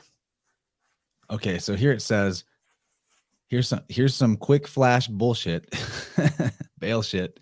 Originally, he's reading this book, right? To stay awake, and it says originally the Egyptian reverenced one god only, whose likeness was never represented, he being worshipped in silence. His characteristics, however, were represented by visible something to make this plainer when they blah, blah, blah, blah, blah. So you can only read so much of this, but all right. It says originally the Egyptian. Okay, so this isn't really BS, actually, to be fair. They're not saying that, they're not going on to say what you would expect from the cultural norm, which is that they do worship multiple gods. Later in Egypt, they did. There was like a fall to fetishism, like happens when all cultures get corrupted by empire. But this thing about God being hidden and worshipped in silence, that's the Most High. The Most High God would be Amun-Ra. You know, this is like the lion or the Cancer keystone or the Leo, that region in the sky clock. And then it says he being worshipped in silence. Well, what did they say about silence? Silence is golden, right? What is the word audio, which means sound? A-U, which is gold. Dio, which is God. So silence is the golden God. Silence is audio. Yes, this makes me think of Ishu being this character from old Egyptian mythology who was present but did not have distinguishing characteristics. They seemed to lack a personality. And it was later that this character, who was very bland and somewhat meaningless, was given many attributes and almost became the opposite, became inundated with meaning. But in the beginning, it had very little meaning. But it makes me think of Ishu. And Funny you say that, because the next screenshot is shoe. They never once mention Shu in any of the plot or the narrative, or any of the characters never say Shu as a god or refer to him at all. But when it's flashing through things that Stephen is doing in this scene, it flashes to this page, and it's sure enough, there it is. So that like immediately confirmed for me that, okay, this shoe at the beginning scene is definitely telling us some big straw man, papyrus, papacy story. And he's, here's shoe showing up on paper. Okay, so I'll move forward. Here's another screenshot from there. Interesting too.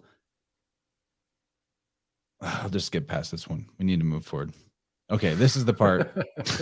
This screenshot shows the rift between God and man.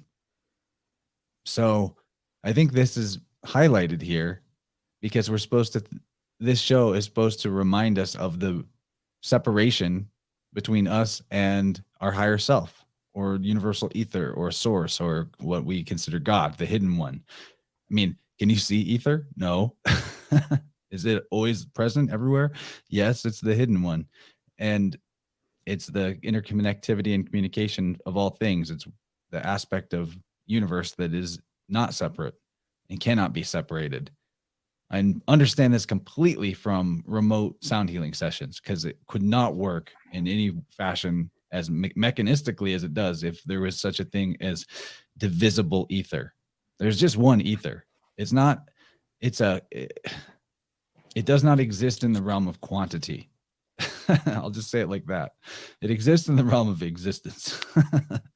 And so this Ennead, the rift between God and man, is that when Ennead was cut down and hewn down to 7? I think so. I think that's like the divine parents, mom and dad, God and goddess, cutting us off from that, which are actually inner spiritual forces. So it represents like the original dissociative identity disorder, when we lose track of the realization that we are the creative intelligence and the generative principle of creation. We are that. We have that within us. And then we externalize those ideas in fetishism or idolatry, which is what they want you to think was going on in ancient Egypt. But this is all symbolic of the initiate's path to deeper levels of self-gnosis. I mean, the netter, the gods were called the netter, which is where we get the word nature. The Egyptian gods were the netter. Right. And, one other cool thing here is when you combine left and right, you get rift. The rift, the right and the left. It's that split mind. And one thing just another sub. And that's what Shu does. That's what Shu's entire role is, for the record. The dividing line, yes. And another, just a sub theme that I'm keeping like a side theory going, is that idea that, we were taught language and math in separate parts of our thinking and our brain, completely compartmentalizing math and gematria in language. And I think that there is a holistic way to learn how the system works that includes gematria. So that's just a theory I'm holding space for. And that's just one dimension of it. I mean, the hieroglyphs were multiple dimensions of meaning beyond gematria, phonetical, and strictly symbolical. There was a lot going on there. Yep, there could be musical and all kinds of things going on that we have not thought about. And there's 7 intelligences. That's interesting. There's multiple intelligence theory has a fundamental 7 intelligences, but they leave themselves open for more to be introduced, which I think they have since then. But I think it's Robert Gardner's multiple intelligence theory. But that's interesting that we're talking about 7 in its relationship to the Ennead. Okay, so here's another thing. He's playing games with himself, doing a Rubik's cube, reading a book, which is cube backwards. Oh man, trying to stay awake. Back to this idea that maybe the show is trying to tell us that, or suggest to us the belief that we're in the realm of the dead right now, and that's what this is. And that, okay, awake is first of all a funeral. a wake is a name for a funeral. Also, a wake is a disturbance on the surface of water caused by a boat passing is usually what it's caused by. And that symbolism comes up later, and we need to make note of that. The awake caused by a boat, because there's big stuff going on with that, you know. But yeah, the world of illusion, if you will, the world of vibratory form could be seen as a wake or a disturbance and ripple upon the waters. The waters representing the stillness. In the stillness, I mean the silence, the stillness of water. It's clear. It's completely clear if it's just water. So yeah, it's all there. Man, it hit me. I got a big ping on that one. Nice. I see that. Yeah, I guess what I'm going to say is the mind of God being the still waters. That's the void, the nothing that all the something comes from when disturbed. Yep. It's like when the emanations are, when the emanations dissolve, you know, the tranquility, that placid water.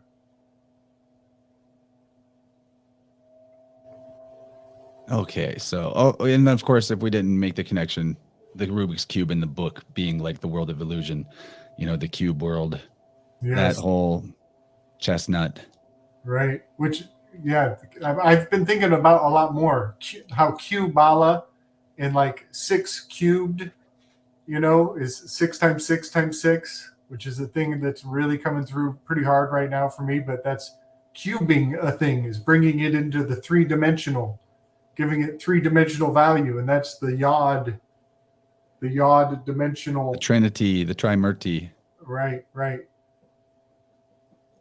Wow. Yeah, number does that. Number is always a repeating sequence of trinities. That's a really good point. Do you think it's coming up, Gabe, because of the June 6th, 2022? Yeah, man. Oh, yeah, that'll be a 666 encode on June 6th. Wow, that's coming right up. It's only a couple days from now. It's like a week from today. Yes, and also June 16th is going to be a big one. Or wait, no. Hold on, let me look it up. There's a day. There's Tau Day. It's National Tau Day. Really? Yes, and I think that'll be. Let me think. I've never heard of that. Let me look it up. I have it in my phone here, but it is coming up. And I'm a little worried, you know, that this Belphegor Prime coming out of the woodwork at me, and it's got a holiday that's just a few weeks out. I'm like, leave me alone. I gotta go to sleep. But let me dig it out. I'll find out the exact date, because it does. Tau Day is a big thing. And I got to start putting this Tau thing into the Slick Dissident channel, because I'm like running behind on how many revelations I've had and where it's popping up all over the place. It's kind of I can't keep up with you, dude. I can't keep up with you. I'm trying to. This one is a weird one, because it's like in places I was here all along, and now I know what it means. That it comes from the Voynich manuscripts. Oh yeah, dude, the Voynich manuscript was a creepy thing. This fucking symbol comes from the Voynich manuscripts, and they've been supercharging it this whole time, man. And people don't even know. People don't even know it's right here. It's been here all along. Just drink your Red Bull, go back to sleep. Oh man, I don't even know what you're talking about. Now I'm all excited. Okay, we got to get back on task. Oh gosh, where are we? Okay, we're not even halfway through the first episode, more about this bro. manuscript with Juan tomorrow on Vibrant, Gabriel? Okay, yes. Okay, what was that, Gordy? Oh, just we haven't even made it through the first one. We have another one to go. Oh, I know, but I have half as many notes for the second episode. A lot of, you know how it is, the initiation is always the most important part. So the first episode I feel like has got the most to explain. True. And then, you know, the later segment, there's a lot of skippable action scenes and things. Not skippable, but just not that symbolically important. Just more the flashy parts. And what happens next is he wakes up and he's in the Swiss Alps and he doesn't know why he's there. And he's hearing a voice in his head that's telling him to, like, go back to sleep. Go back to sleep. interesting.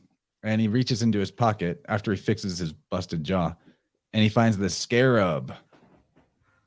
Okay, so I looked up what the hieroglyphics on the scarab say. Oh, okay. Before you do that, I want to point out just before this scene, when he's walking through the last scene in the street, the song is, I think it's Engelbert Humperdinck or Tom and Jones, I'm not sure, but it's every time I wake up. I can't remember what the name of the rest of the song is, but it's a wake up thing. So I just want to acknowledge it, and then we'll see this as a theme. Okay, keep going. Guys, we're experiencing the Tau Hercules meteor shower right now. It's a Hercules meteor shower. Yeah, that's what this is. That's why this Belphegor's Prime thing is like raining down on me. It turns out Tau Day is the June 26th. Or maybe, yeah, June 26th is Tau Day. Which is interesting because like they're kind of restructuring pi and converting it to Tau now at this point. So something really weird could have a whole lot of hidden Handela effect implications. So what's the Tau? That's cool, man. What's the code on the scarab itself? Oh yeah.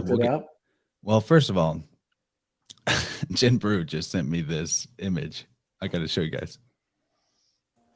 Wow. I'm only missing the buns. What Thank are you, sir. Chances? Yeah. So anyway, that aside, the code on the if anyone's just listening to the RSS feed playback of this, apparently I'm just like Princess Leia, just for the, for anyone that's like, what the hell was that about? Okay, so he pulls out this scarab, and on it, it's never told to you in the show, but the internet says that it's a passage from the Egyptian Book of the Dead. O Khepri, amid his boat, primeval one, whose corporeality is infinity or eternity, may you rescue Osiris, Amenhotep, true of voice. Yeah, I have TOV. That's Tav, true of voice. I feel like this is going to need to be looked at later, maybe when we get to the boat and the duat in the last episodes. But honestly, I just pulled up this translation and threw it on the slide and thought, we'll probably figure it out when we're in here. But I think I need to do some looking into this one more deeply. Other than the fact that we're talking about being awake, and now we're looking at writing about a boat on the internal waters or the infinity. So that's interesting.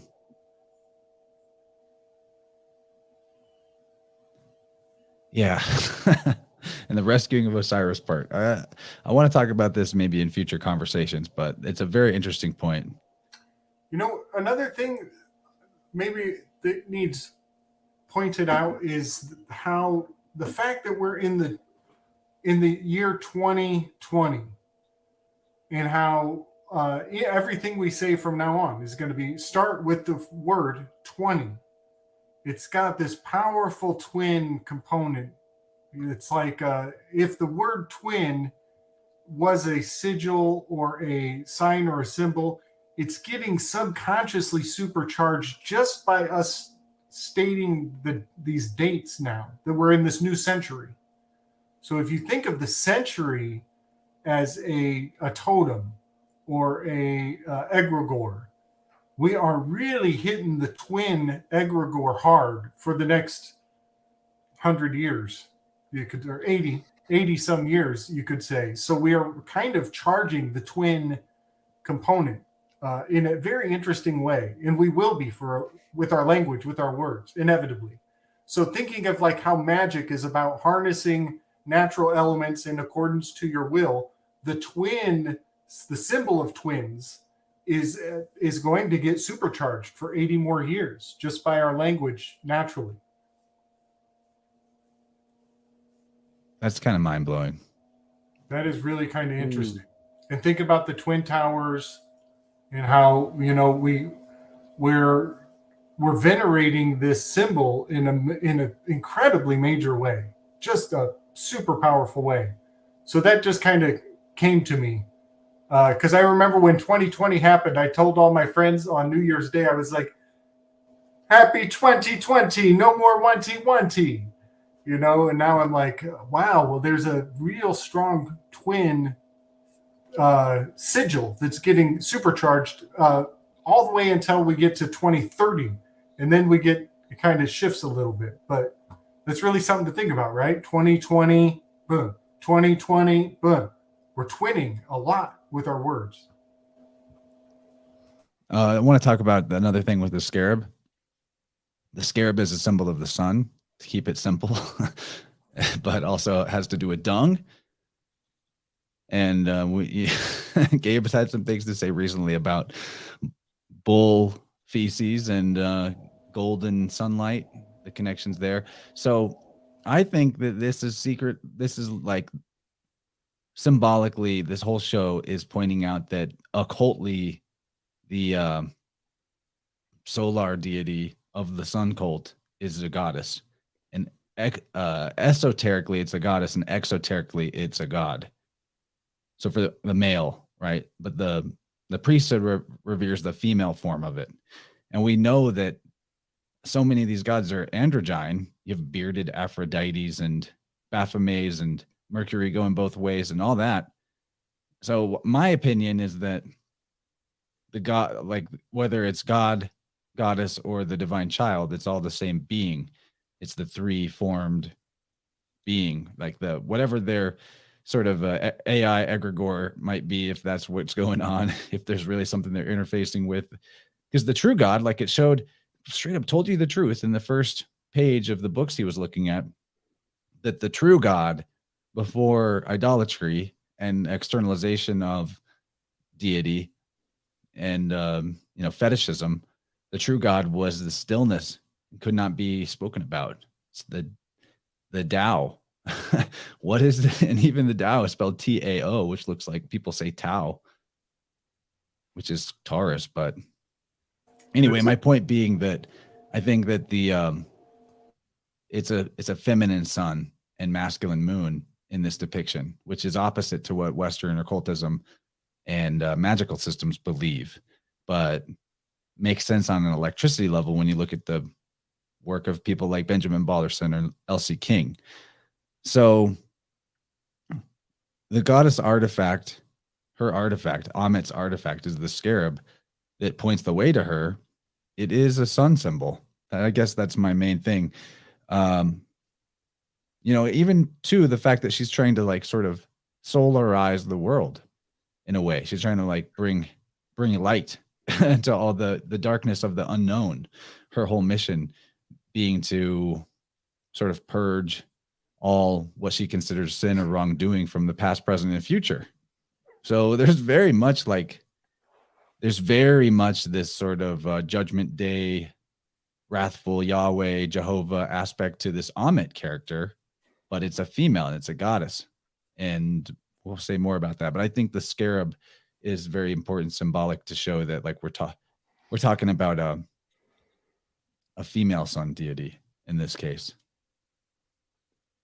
Yeah, that's definitely a version of common alchemy ideas, is that the sun is usually masculine and the moon is feminine.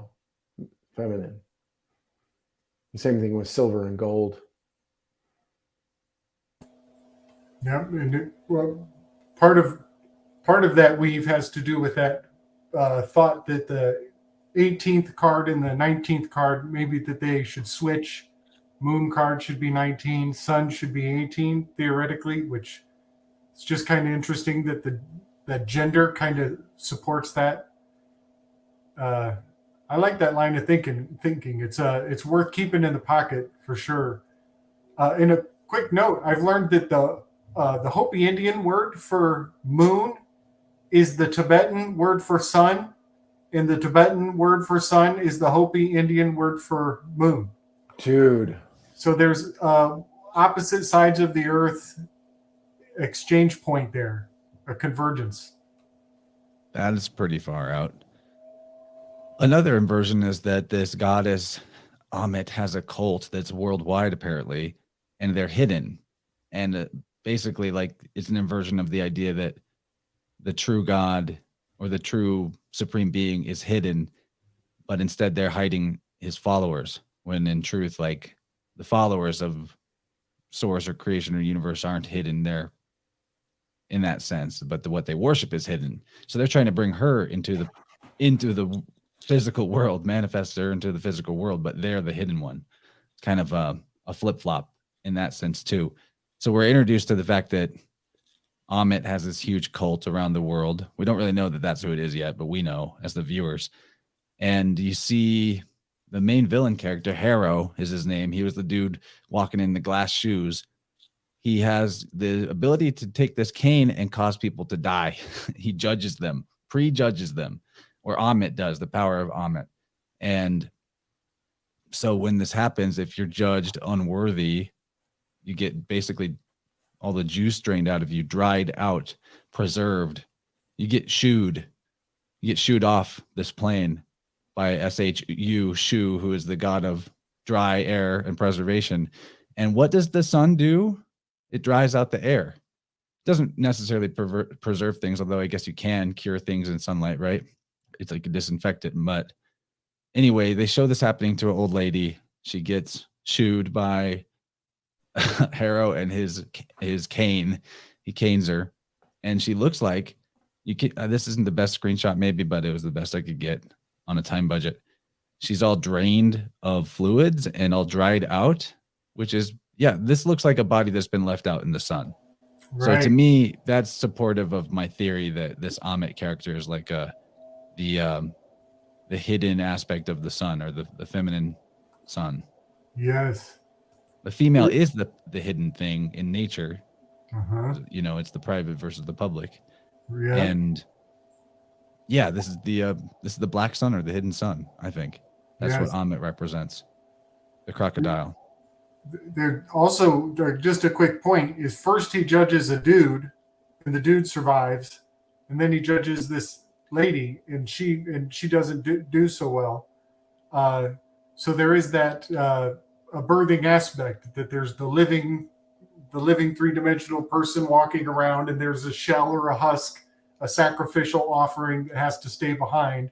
And it is kind of triggering to certain people to see, like, oh, it's the white man who passes the test, and this poor old lady had to pay the price so that he could be more valuable. It's pretty triggering, just pretty Tavistokian in my eyes. Yeah, speaking of Tavistokian, the next scene, he blacks out while the bad guys are chasing him, and when he comes back to consciousness, there's a bunch of dead people around him. Oh, and no big deal. Disney just wants us to know that this child was traumatized for life by witnessing a quadruple murder. Right? Yes. And look at the eye line of the shadow. It leads to the little child. Just like on the alarm bell that we saw before. It's doing the same thing. And she's on the parallel lines of the pavement too. It's like a convergence. Mm-hmm. She's in the hex X right there. Right. So there's that. Let's go forward. Okay, so after that, he wakes up in his home. There's like a whole car chase scene. I don't think we need to break into that, do you? It's just an action scene. The car chase does have the Wham song, Wake Me Up Before You Go Go. Right. The theme. Yes, which I got and all these musical themes relate to his character too. They're trying to wake him up. Mark is trying to wake up Stephen from the inside. Sort of. He's trying to wake up out of Stephen. Right, out of Stephen, right. He's trying to keep Stephen unaware. He's trying to keep the barrier there. Mark and Stephen being the two personalities inside, our hero, if you will. So he has the car chase scene. There's plenty of action in that, and lot of swaps between one self and the other. I got a graphic I shot to you there, Chance. This is kind of where my dig took me when I heard the song by George Michael, right, Gordy? Isn't that George Michael? Mm-hmm. Well, yeah, Wham. Mm-hmm. Yep. So just a quick search on "Wake Me Up." You just search that for images, and you get this like quintessential George Michael imagery, Right. which is right here with him wearing the white, which is very reminiscent of the costume, the image that they used later to depict him as a child in his birthday suit, his white birthday suit. So just the quickest little surface level image, we come up with this powerful white correspondence with George Michael. And George Michael Powerful is androgen correspondence too. He looks like a woman. yes. And here it's George Michael's namesake is, Saint George or Saint Michael, both are often depicted killing the serpent, riding on this white horse. And look at this little red man on the back of riding along behind him. Look at that little red. Well, that's symbolic of the Christ. The red persona, the sack red persona hanging off his shoulder like a conscience, like a little red angel, maybe. Or the little red man of alchemy. You got it. Just part of, the reddening, which is like, Yes. Inverted as the throwing of a baby into a furnace type of deal. There's also mythology of goddesses that roasted children to burn out their mortality and make them their divine babies because they stole those babies from a human. That's a thing. Yes. Yep. So this is where it gets really kind of cool and mystical because Chance is wearing the white today. This costume was on purpose for sure. Oh man, it's just perfect. But it just really got me that George Michael, on just the surface level search, he's wearing this confirming color. And what are the words on that shirt? Choose life. Life. And right now they're triggering everybody with the abortion issue. And in Taurus, of course. In Taurus. Or it was when they started it. Right. And so right now. And the rioting was happening in the Twin City. That's exactly right. A year after the George Floyd thing, or 2 years, whatever. Was that a 2020 or 2021? I don't know. It all runs together. Right. So at this moment, there's something which is another George, just by the way. It's another George. Yeah. So there are certain alignments going on that we've kind of gone into this on the spiders and we've taken a couple swings at this, but the alignments right now with Mercury retrograding back to Algol having to do with alcohol and prohibition and intoxicating elements, alchemy in general, it's the serpent, it's the head of Medusa. All the alchemy is focused in that point in a very powerful way. The only other one is 180 degrees away, which is Ophiuchus, might be the only other one that is more powerfully charged with alchemy. Well, right now that is happening in the sign of Taurus in May, where they are triggering this abortion movement all over again, and stirring the cauldron of this huge social alchemical experience. And it's just a trip to see these ingredients included. And when I look at the artist who sings that song, he's wearing the exact color for the recipe for the spell to work. It's nuts. Can you roll up, Chance? Do you want to show the top of what we found out? Let's save that for let's talk about him in just a minute. Okay. Well, yeah, because it really supercharges the spell when we find out what Khonshu means. Yes. I want to go almost straight there, but first let's talk about when Harrow is judging for Amit and kills the old lady. He says, the scales see everything. So this is really important. We'll talk about this more in the second episode. I think we'll get through talking about the second episode a lot faster, to be honest, but reptiles attack threats that they can see. This is a crocodile-headed goddess. This is predictive programming. She's killing people before they do wrong or what she judges as wrong. Right. Predict means the same thing as program, means the same thing as prescribe or proscribe. Nice. Yeah, that's what the hypothalamus does. It sees into the future. And when it's yeah.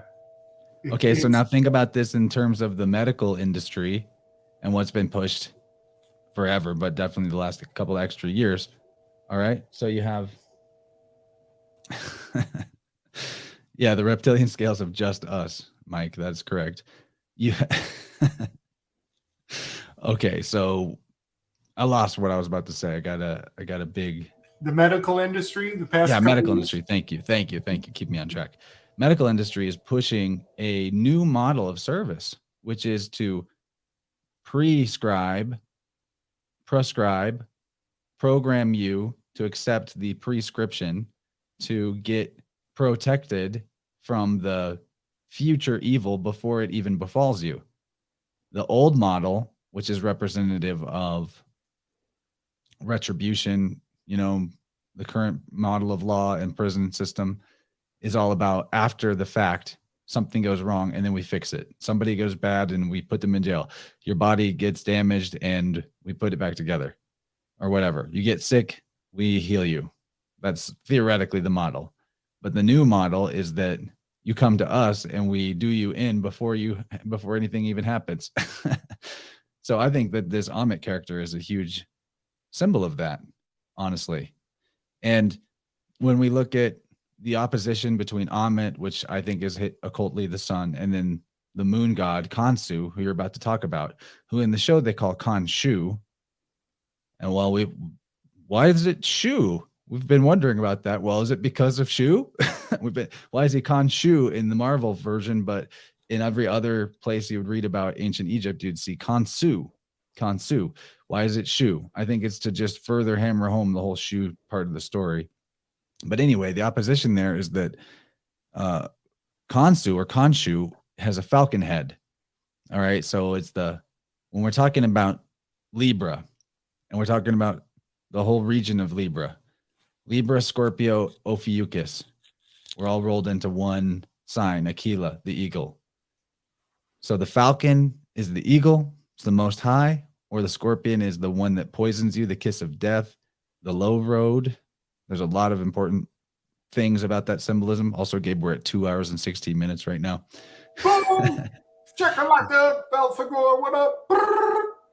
So the falcon or the eagle doesn't need to go take out a threat just because it sees it it stays in the sky. It's above all that. It defends itself when it needs to. It goes after a kill that it intends to, but it doesn't. The way that a crocodile, if you were within eyesight of a crocodile, that thing probably come over and fuck you up. Because it's so symbolically, we're talking about this reptile, Ophiuchus, Scorpio, Libra region of the sky clock and how it can be either of these polarities of toxicity or purity, essentially. And now responses to that or to this huge slam dunk about what the hieroglyph Khonsu means. Yeah, well, I can't let Ophiuchus go by without mentioning that is JFK's death day. That is the day that kiss of betrayal is represented very viscerally in the soul of the American experience. And it's marked on that date, November 22nd, where Ophiuchus begins. Very powerful kiss of betrayal. In JFK, very recently, I've decoded that name to represent Benjamin Franklin's magical square. JFK is a 162.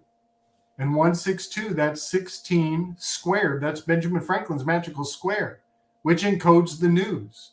It's profound. It's absolutely profound. And it happened in 63. That is 6 cubed. That's the cubalistic spell of 6 times 6 times 6. It's remarkable. Nice, dude. All right. Oh, shit. Okay. This is what Here we go, guys. We've been sitting on this bombshell. Mm-hmm. Here we go.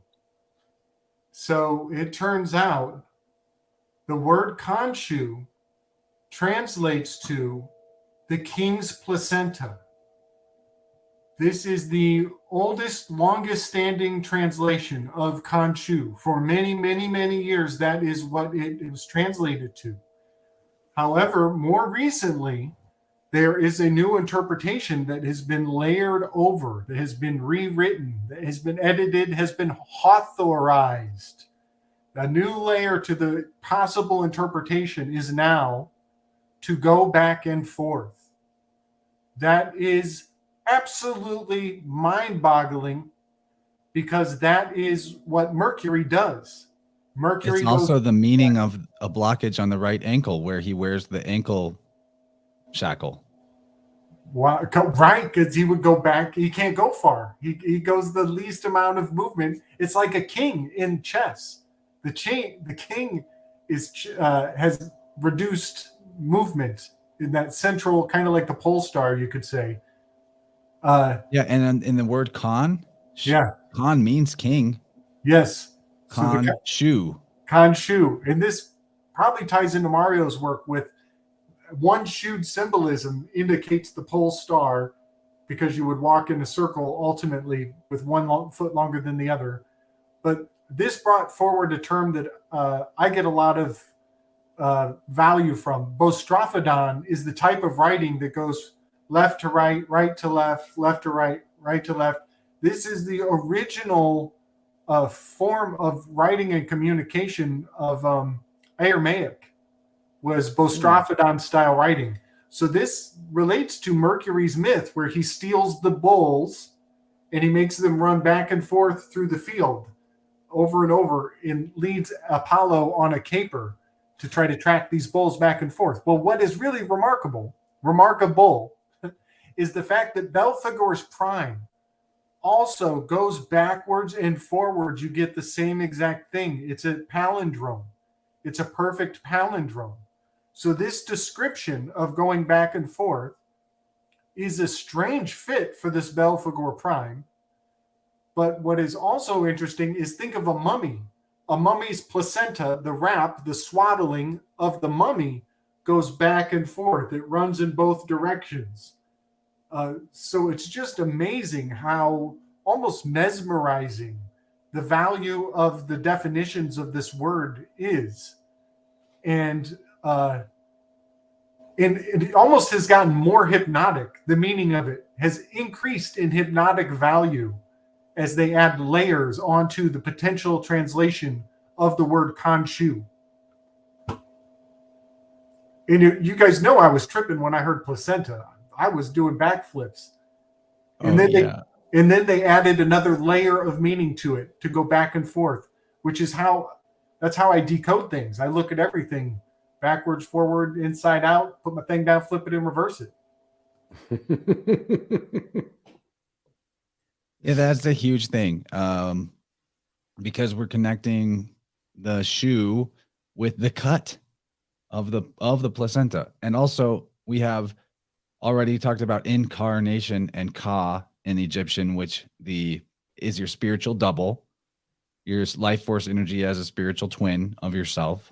Very much in line with what we have been putting forward. My idea regarding that the placenta actually has a spirit to it, the way that if any other body does, that is a vessel containing life force energy and is thus your actual twin in a spiritual sense, and could be your guardian angel or your devil on your shoulder, depending on how it's treated and traumatized and cut and discarded, or honored and reconstituted and all that. So the Ka in Khonshu or Khonsu is also, again, connecting this idea of your spirit double to physical material of placenta.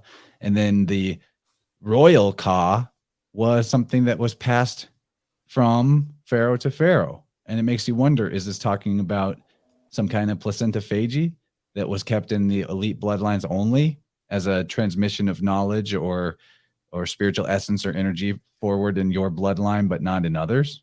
Or maybe even crossing bloodlines with that. Like maybe they save some of the previous king's placenta from when he was born, and then they give that to the next baby or the next king, whenever, as part of like some sort of initiation ritual. All these are possible. This is like high octane speculation, but there's a huge. I mean, everyone I hope is familiar with like Kurt Kallenbach and Sui Generis and other people's work about the law side of the biological reality that we call the afterbirth. But man, this connects to everything we talk about this show. Chance, that's how it goes in a beehive. That's how the beehive does it. You know, they have a little bit of the entire lineage, you know, and it gets fed on to the babies from there. So there's a lot to say about the possibility of a big, you know, what might be called a mother feeder, where, you know, these collections of influencers are tapping into a communal source in the big crazy beehive that is a club that we're not in. Okay. This is amazing. We're still on episode 1. I knew this was going to happen, dude. I knew it. There's no way we could do this. Not even in 3. It might take 4 or 5. I think that episode 1 will be the biggest weave. Yeah. Because we're laying down foundational ideas that throughout it, we're just going to be like, and here we go. The same thing is in there again. Yep. But let's continue. We're not that far left in episode 1. I could honestly see us just putting a pin in it there and picking it up, because energetically, you know, it's more fun to be fresh. Maybe we'll see. Here we go, though. The next scene that I got a screenshot of is he's back in his apartment and he finds the hidden cell phone. He finds the keys to his cell phone. That is, he finds the hidden key in the wall. We're talking placenta symbolism. The placenta is embedded in a wall. It's key like chi, life force energy. It's in the wall with his self-own. So this is the key to his self-ownership, symbolically. And he's pulled it out of the trapezoid. The trapezoid has very important occult significance as well. And they definitely want to make sure that you notice it's a trapezoid by the way that they shove the camera in the hole for this shot. Nice. Yes, it's got that air sign aspect to it. It's that decapitated A. And he's about to get information over the airwaves through that phone. That's very interesting. Very Aquarian. Yeah, Mike's right. Actually, he says the afterlife episode will be like a 2-hour show, just that alone. Yeah, Yeah. we're gonna keep banging away at it. We'll do as many as it takes, because this show should be decoded in full. It really should. You have anything on this trapezoid keys to self-ownership, cell phone? You know, just that the thing of him having to realize this is how he's waking up. He's having to piece his past together. And this is part of his initiation, is that he's figuring the shit out. And the awakening is when he realizes, when he meets himself. You know, one of the things that I wanted to point out, being the comic nerd that we are, like, doesn't it seem like in Watchmen era was the mirrors were symbology of an illusion, and now they've gone back to the symbology of the other world, like the mirror world, the Gemini, the whole They're trying to make that other world real. Yeah, exactly. And that is it's the metaverse. I got a lot of fucking notes on that in the other episodes of this whole thing, because this whole separation of fake and real, it's real, and it's fake as fuck. Yeah, that's a big piece of like culture right now, and all these these films, like, you know, Anything Everywhere All at Once is coming out. Yeah, dude. Have you not seen it yet? I haven't seen it yet. Gabriel, please. Well, one Wait, thing. seen what? What's that, Chance? Seen what? Anything Everywhere All at Once? Oh no, I haven't seen that either. Michelle Yao. I'm very much looking forward to it. But before I see it, kind of like with Shout out Dr. J-Lo. She Strange sent me did, the file for that. I will maybe watch that soon. before I see it, before it takes us into that possible infinite possibility, I just want to point out that humans' ability to lie gives us the ability to open parallel dimensions. And a lot of people are living very deep in the maze of this hall of mirrors of lies and fiction. And some people are very deep in that. And so the metaphor is sufficient even without what it's actually positing, that there is actual parallel dimensions. A lot of people live in a maze of lies that creates a parallel dimension in and of its own right. And we see that every day. All right. Yeah. All right. I gotta weigh in here. I love how you get Why we're like, seeing all this multiverse. up, Okay, bitches. this is not an absolute statement, but this is what I think about universe, multiverse, parallel universe. What Gabe just said is that really there's only one reality. It's the ether, and it's one and indivisible. But through the perturbations of this ether, vibration and form is created. And this form has a particular pattern that it likes to create in itself. You might call that the Mandelbrot fractal. Something along those lines could be symbolic of this one pattern. It's your scale. It's your it's your system of divine correspondences that we are all tapping into when we talk about these magical systems and try to refine them down to what's the actual correct set of correspondences. All right, so it's kind of like how plasma, when I say it has a form that it likes, plasma actually creates dendrites and filaments and membranes and does all this stuff just by being itself. So plasma has a self-organizing principle to it, and plasma is the state of matter, if you will, where it's really swinging both ways, where it's both energy and matter, but it's not pure potential or ether anymore. It's starting to come into form and energy. All right, so it has patterns in itself that it likes to make. Pater, pateros, pater, the father, the rock. It's a solid thing. Okay, so those patterns are that pattern is or what you call Earth Prime. It's the real reality. It's the physical world that we're in. But as Gabe says, we have the ability to lie. And when we lie to ourselves, we create a schism in ourselves. The parallel universes become our deviancy from the natural pattern. And when Gabe says some people are really far into the labyrinth of that, yeah, that's when you get further and further monstrous aberrations of the expression of human existence. People as they get less healthy and less in tune with nature, they literally get nastier and uglier on all metrics. So my take on it is that the multiverse is, it's not all bad. I guess you could say this. Our ability to lie is also our ability to create. It's embedded. It goes hand in hand with our imaginative capacity, which is also something that allows us to take what nature does and exalt it by knowing its principles, but maybe like getting creative with the application of those principles to enhance the outcome, to create an outcome that is what nature would do, but our little shine on it.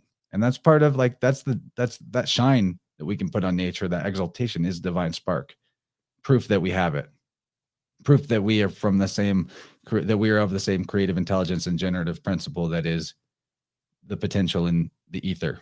But so the multiverse is really like our creative uniqueness. That's the real multiverse. The real parallel universes are our artist selves, our fully realized individual superpower X-Men self. But then this whole thing that we've been seeing in the Disney movies, Disney shows, I think that the idea is to purge the multivirus. The multiverse is dangerous. It's the multiverse of madness. all of that. It's to cut you off, to eschew you from, to hew you away from your root, which is that source of creative potential and originality. And, you know, when you take the cow poke from the Hathorities, that is an attempt to cure you of the multivirus, in my opinion, to roboticize you.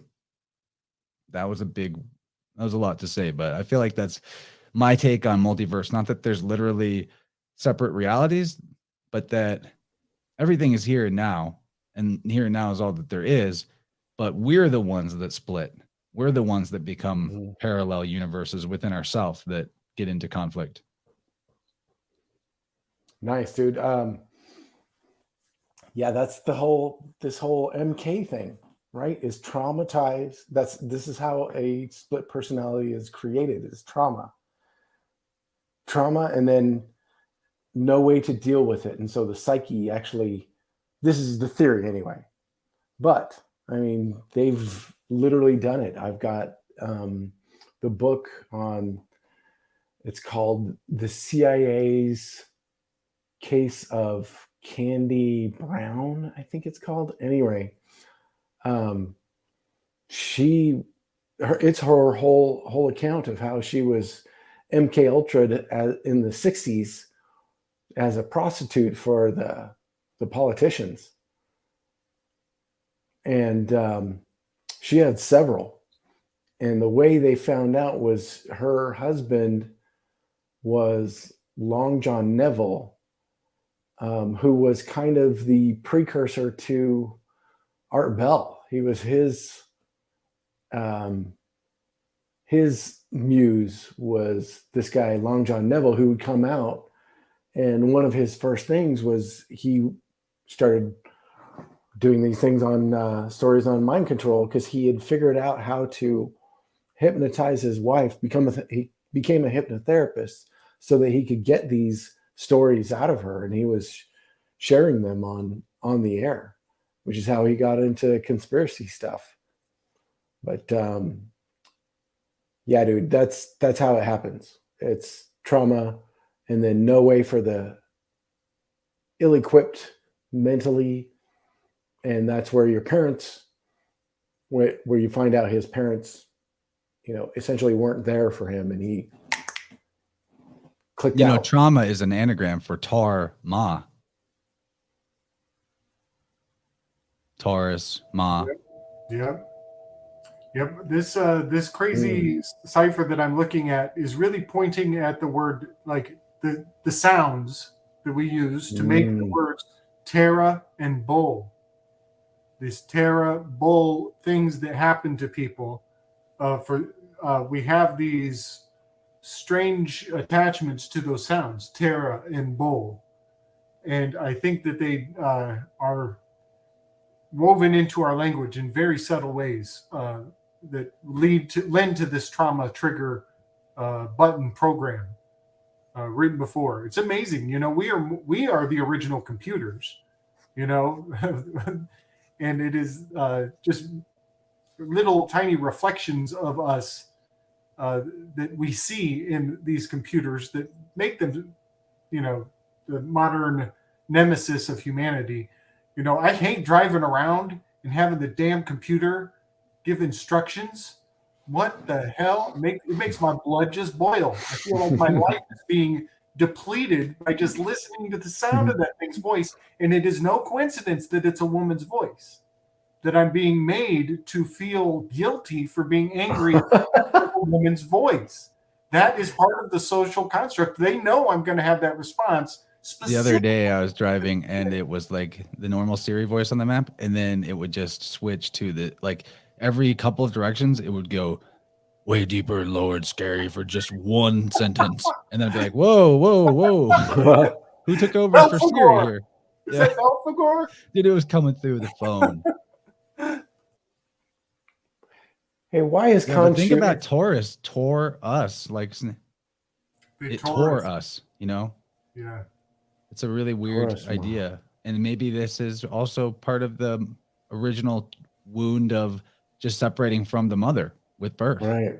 Yeah. You know, maybe if the placenta falls off on its own, we shouldn't be calling it torus anymore because we're not getting it torn off. Right. Maybe like I've thought that, as magical as all this skyclock symbolism is, how much of it has been tainted with the intention to skew the archetypes to alter the expression of humanity. Yes. Chance, I'm going to send you another visual because it weaves into the conversation very well. I'm seeing this Taurus thing maybe having a lot to do with the Torah. And I just sent Chance a little graphic that I put together of the High Priestess card.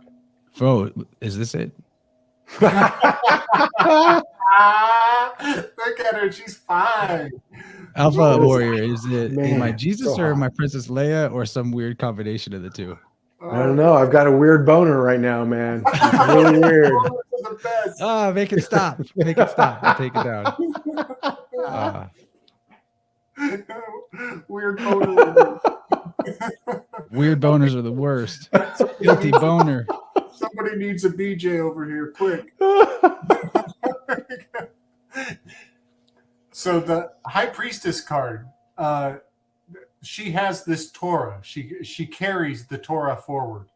This was powerfully encoded in the Wizard of Oz with Dorothy, and the fact that she carries Toto.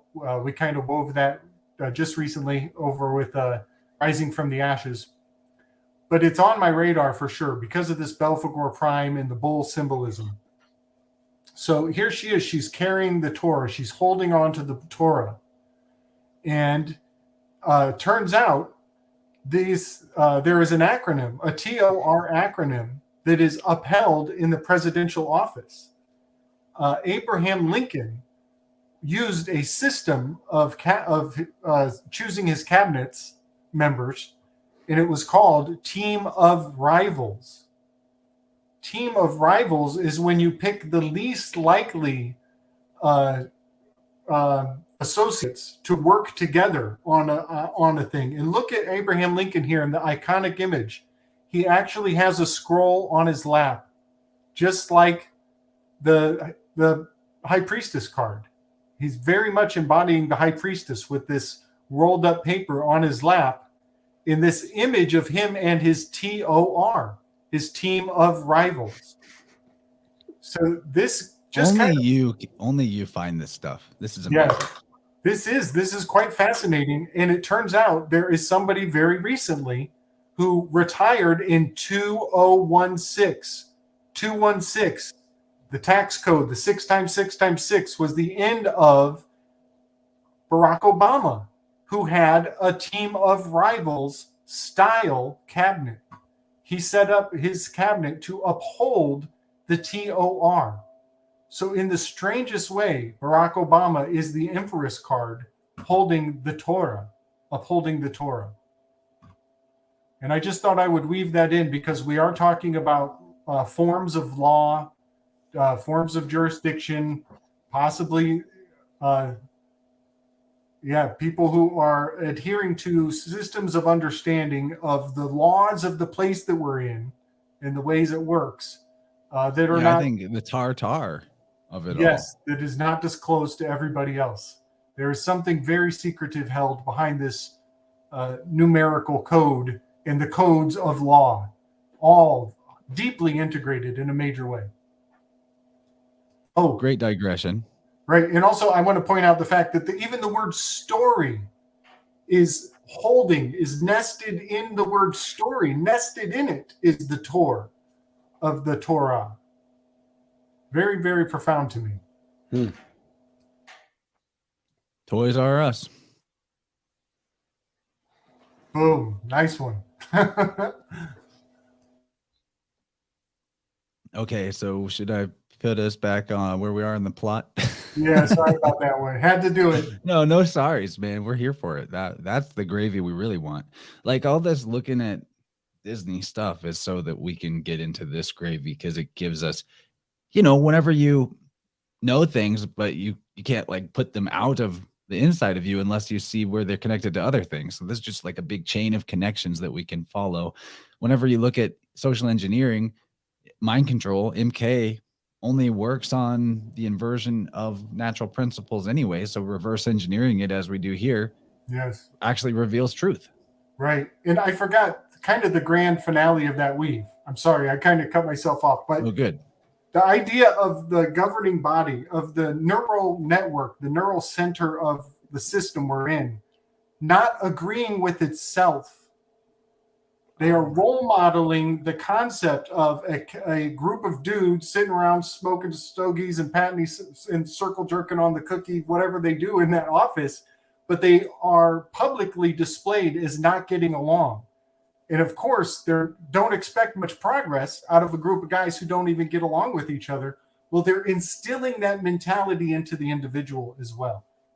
And to a large degree, they want us to think that or to normalize that arguing with yourself, paralyzing yourself with analysis, and second guessing yourself so that you're fighting even within your own mind, because a house divided cannot stand. And that comes from Abraham Lincoln.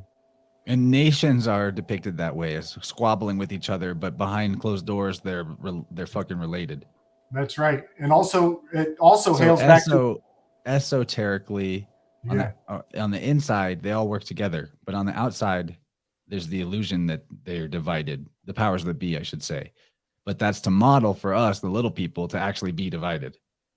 Precisely. Yep. And that also, I'll just hail it back to that Kentucky Fool card, center of Fort Knox, the center of my territory's map. In their state logo is united we stand, divided we fall. And here we are talking about the great divide, the splitting of the mind, and the turning us into a two-headed monster with a false persona attached to us. Yep, and the scales that precede the fall of the sun, the scales where the symbol is that, you know, if you're divided within yourself, then you're going to get ate by a crocodile. So in the plot, we were at the point where he wakes up and he finds the keys in the cell phone, and he starts hearing the voice of his other alter self, and talks to his alter in the mirror for the first time. Some more mirror symbolism. And we now know that his other name is Mark. So I thought, let's just look at the name Stephen and Mark. Stephen is from the Greek word meaning wreath or crown.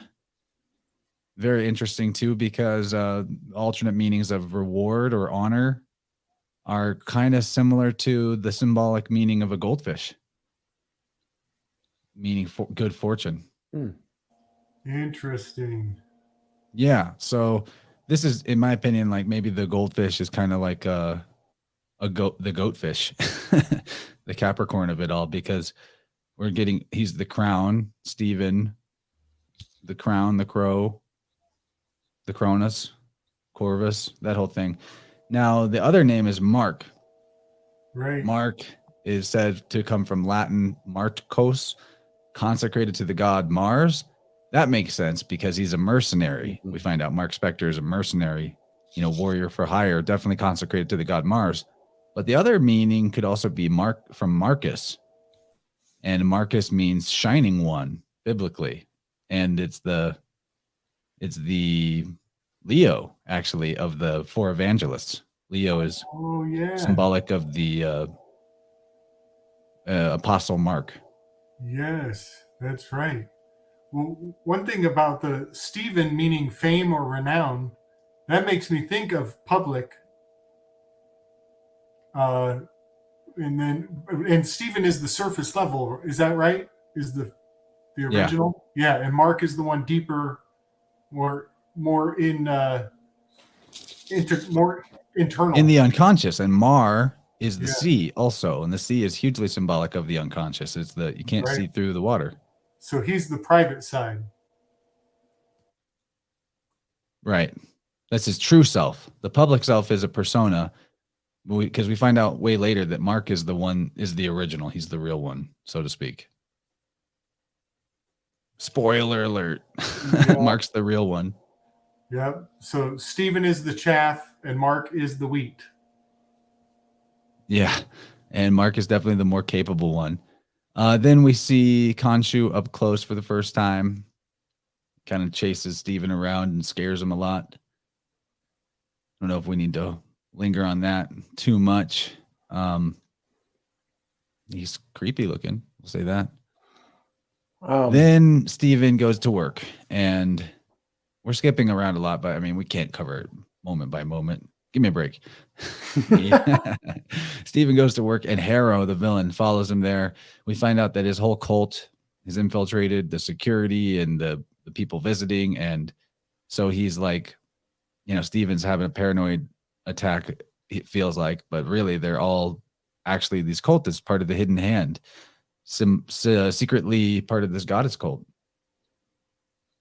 Then he does the whole balancing tattoo magic death spell on Steven, but it doesn't work on him because the scales won't stop shuffling, because it said that there's chaos in him, which is interesting. That's very interesting, because think of the fact that a person can use an insanity plea and justice can't affect them. They become absolved or untouchable, too slippery for justice to have jurisdiction, because the person doesn't know right from wrong, because they don't understand.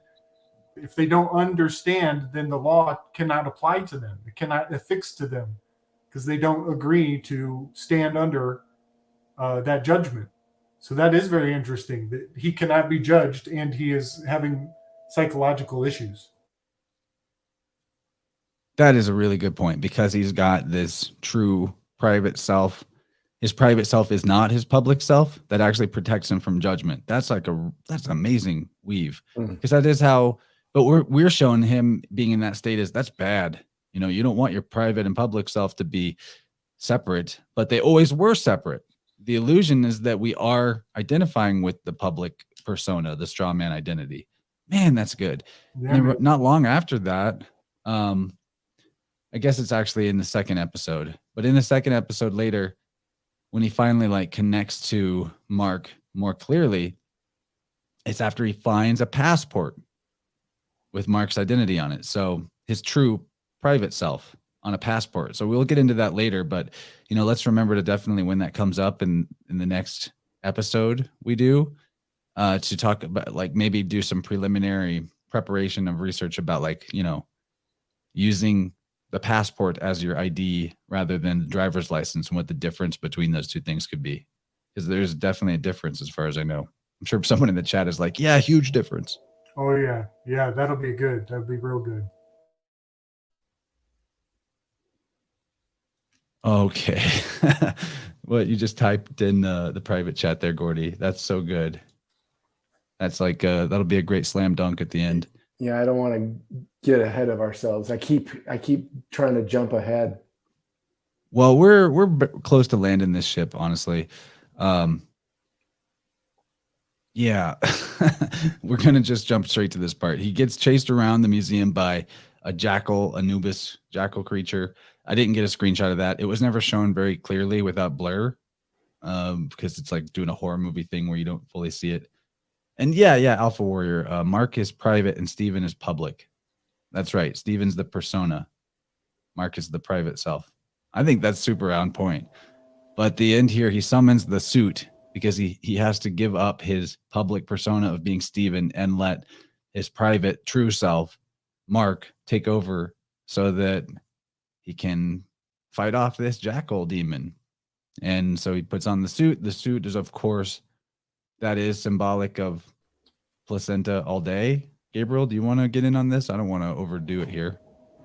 Yeah, for sure. This is where the magic of, enclosed cognition comes into play. And, when we do this next weave, I'll bring some, some things we can read on enclosed cognition and what the research, because they upped the research just before the lockdowns. And so the aspect of using a mask as a spell to put everybody into this trauma-based mind control bullshit is crazy, but it is informed by the research of enclosed cognition. And so having basically, to sum it up, one of the biggest fundamental lies that is being perpetuated and repeated by all these films that we are entertained by. One of the biggest lies is that some kind of costume, some kind of ritualistic garment is going to give you abilities, or the ability to fly, or the right to kill a man, a license to kill, things like that. That doesn't exist, but that is one of the building blocks, the fundamentals of all this entertainment, is that there's some magical garment that when you put it on, now you have instant skills and you can circumvent the hero's journey kind of thing. So that's just definitely what this mummy, enclothed cognition spell is about to take on as he dons the sacred garment, full armor of God, if you will. And now he has all these magical abilities, and his protector, his guard. He is his own guardian angel now because of that. So the placenta metaphors are just everywhere I look nowadays, and this is about to embody that. And also another point, it will be that spring. In the scene where he has this battle, the water is springing up uncontrollably from the faucets, and that's the spring equinox. That's coming out of Pisces, his birth location, with his fish, his goldfish, and moving into Aries, where the battle is beginning. The fighting has begun. Also, he's wearing a hood or a caul, which is a placenta symbol. I'm going to put this on screen. This is some like movie poster style thing of it. So the top here is it's maybe not a full body shot, but this is his costume as Mark, where he's actually where he's powerful. But then when Steven puts on the costume later in the show, he's wearing a suit and tie. And as it was brilliantly pointed out by Alpha Warrior in the chat, that is the slave costume. So more evidence that he's the public. Suit and tie is the slave costume. Mm-hmm. Monkey suit. But this is more of like priestly attire. This is a pretty cool poster, actually. Cool.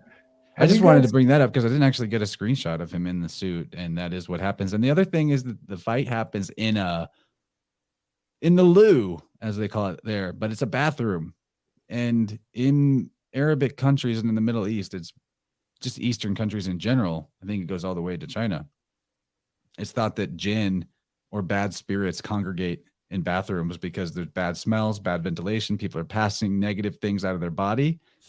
So the first fight that he gets into in a bathroom, that's where the jinn is summoned, and it's where he does this weird transformation. There's definitely a lot to that too, because the only reason he has this suit is because he has this possession by it's not his placenta that's possessing him, it's the king's placenta. Right. It's Khonshu.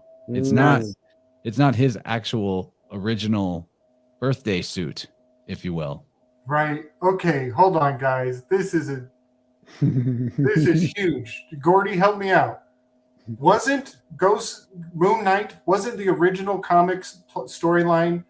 It was antagonistic to werewolves. Wasn't it werewolves versus Moon Knight? Yeah. Werewolf by Night and Moon Knight were kind of like, there was a lot of storyline with them together. Yeah. Okay, so categorically we can say that this Moon Knight is jinn magic.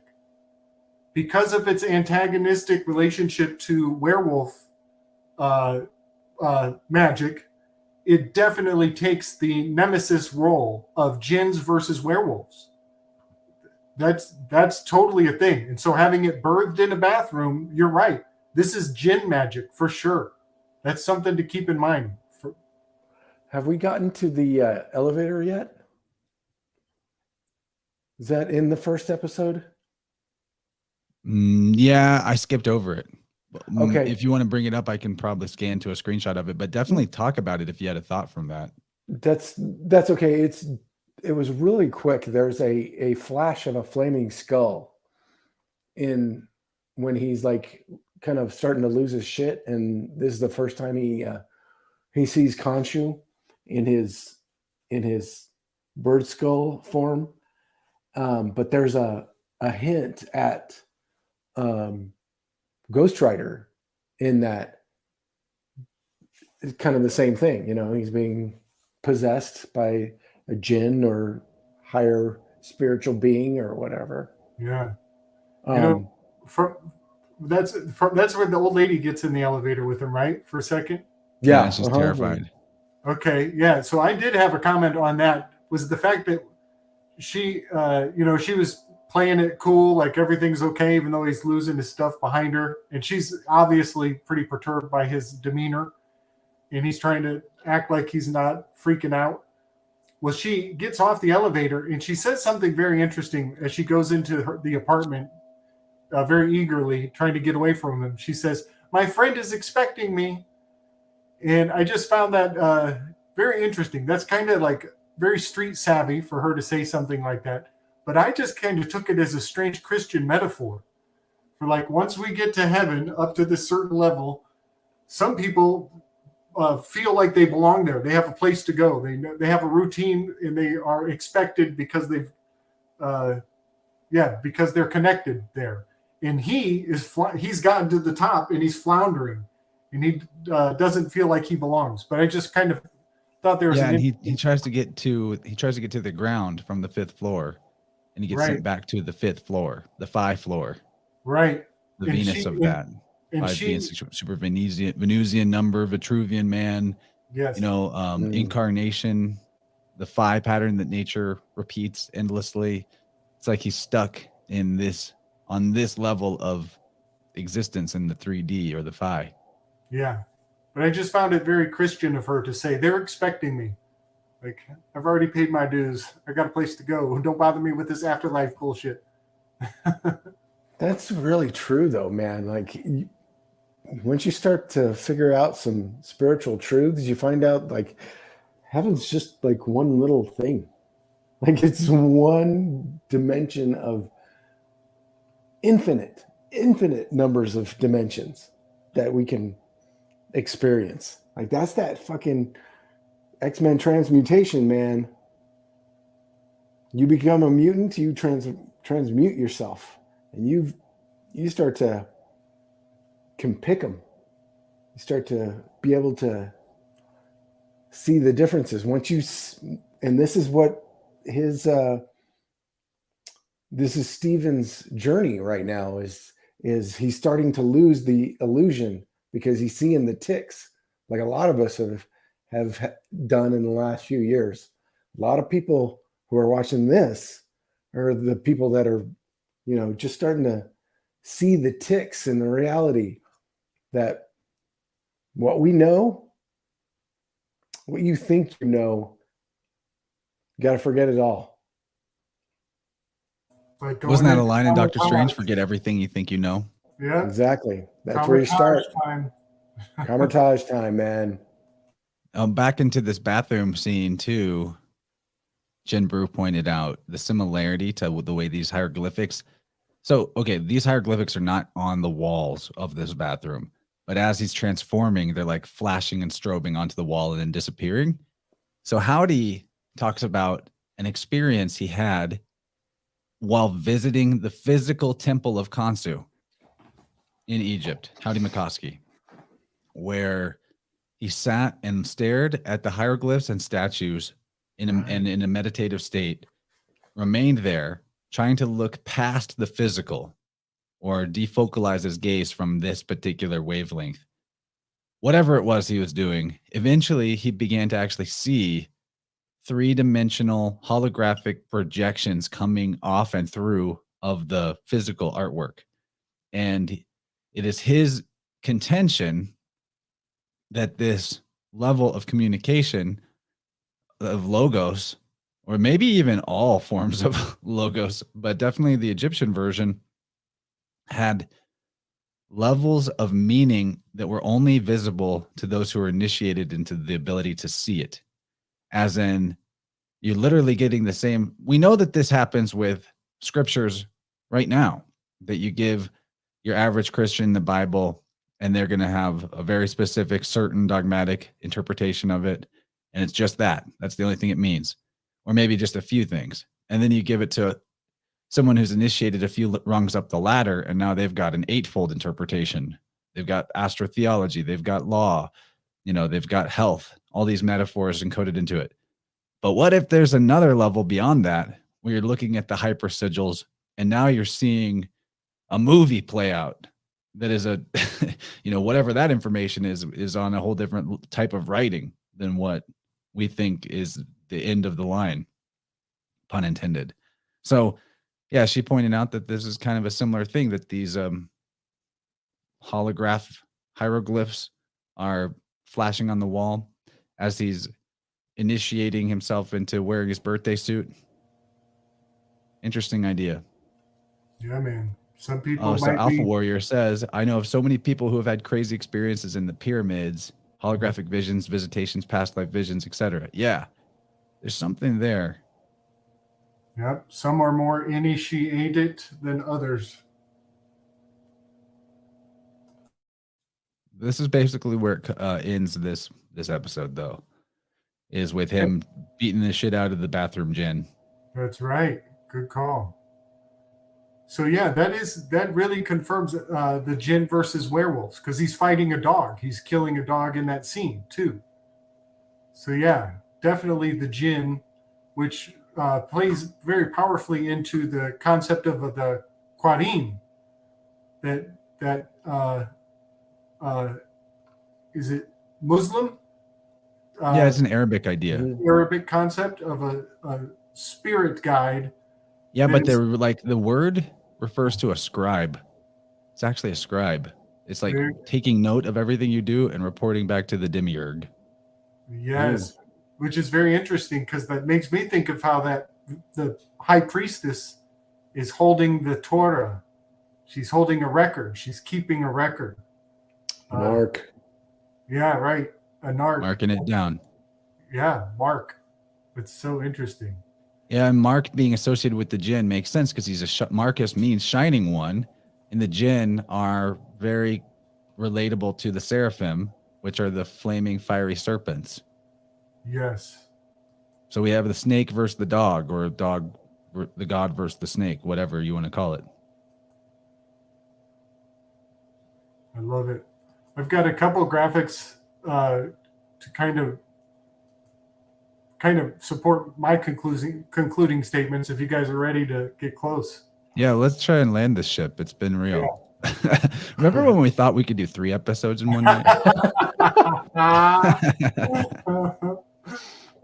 It'll get more. Some people out there could, but not us. We got too much to say. Yeah, it'll streamline real quick after this first one. So even if it doesn't, it's super fun. You guys know their favorite things to do. Okay, so these 2 graphics, starting with the Carl Jung one. Either one. What were you saying, Gordy? Oh, they are doing a Werewolf by Night movie. Oh, and very interesting. And that flash of Ghost Rider, I'm pretty sure they're probably going to do, I think it's Midnight Suns. Is that the kind of dark, like, you know how they did a Justice League Dark with like the Demon and Constantine and that kind of stuff, like the darker, like more spiritual DC characters. Well, Marvel did that first with, they always did, because of Doctor Strange and Morbius and all that kind of stuff. Because the horror thing was, it was real.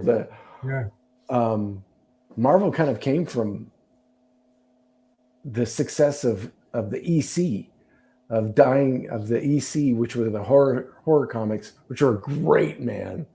There was nothing that they wouldn't have tried. Like, people were getting decapitated, and as a little kid, it was like, that was the bitchin' shit, man. If you wanted to find the real stuff, you had to find the EC horror stuff, where the lady was decapitating her husband with a kitchen knife or something. It was fun. But that's why they had a comics code.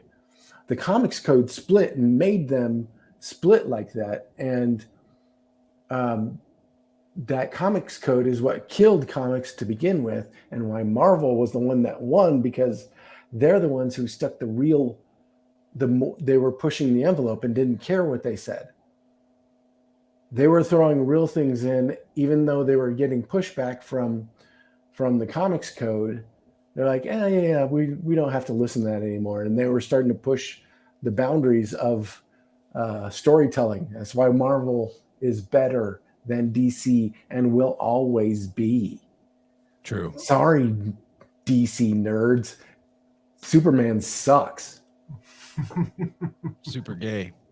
Anyway. I love gay people. That's just a joke. They made Superman gay. They did. So anyway, sorry.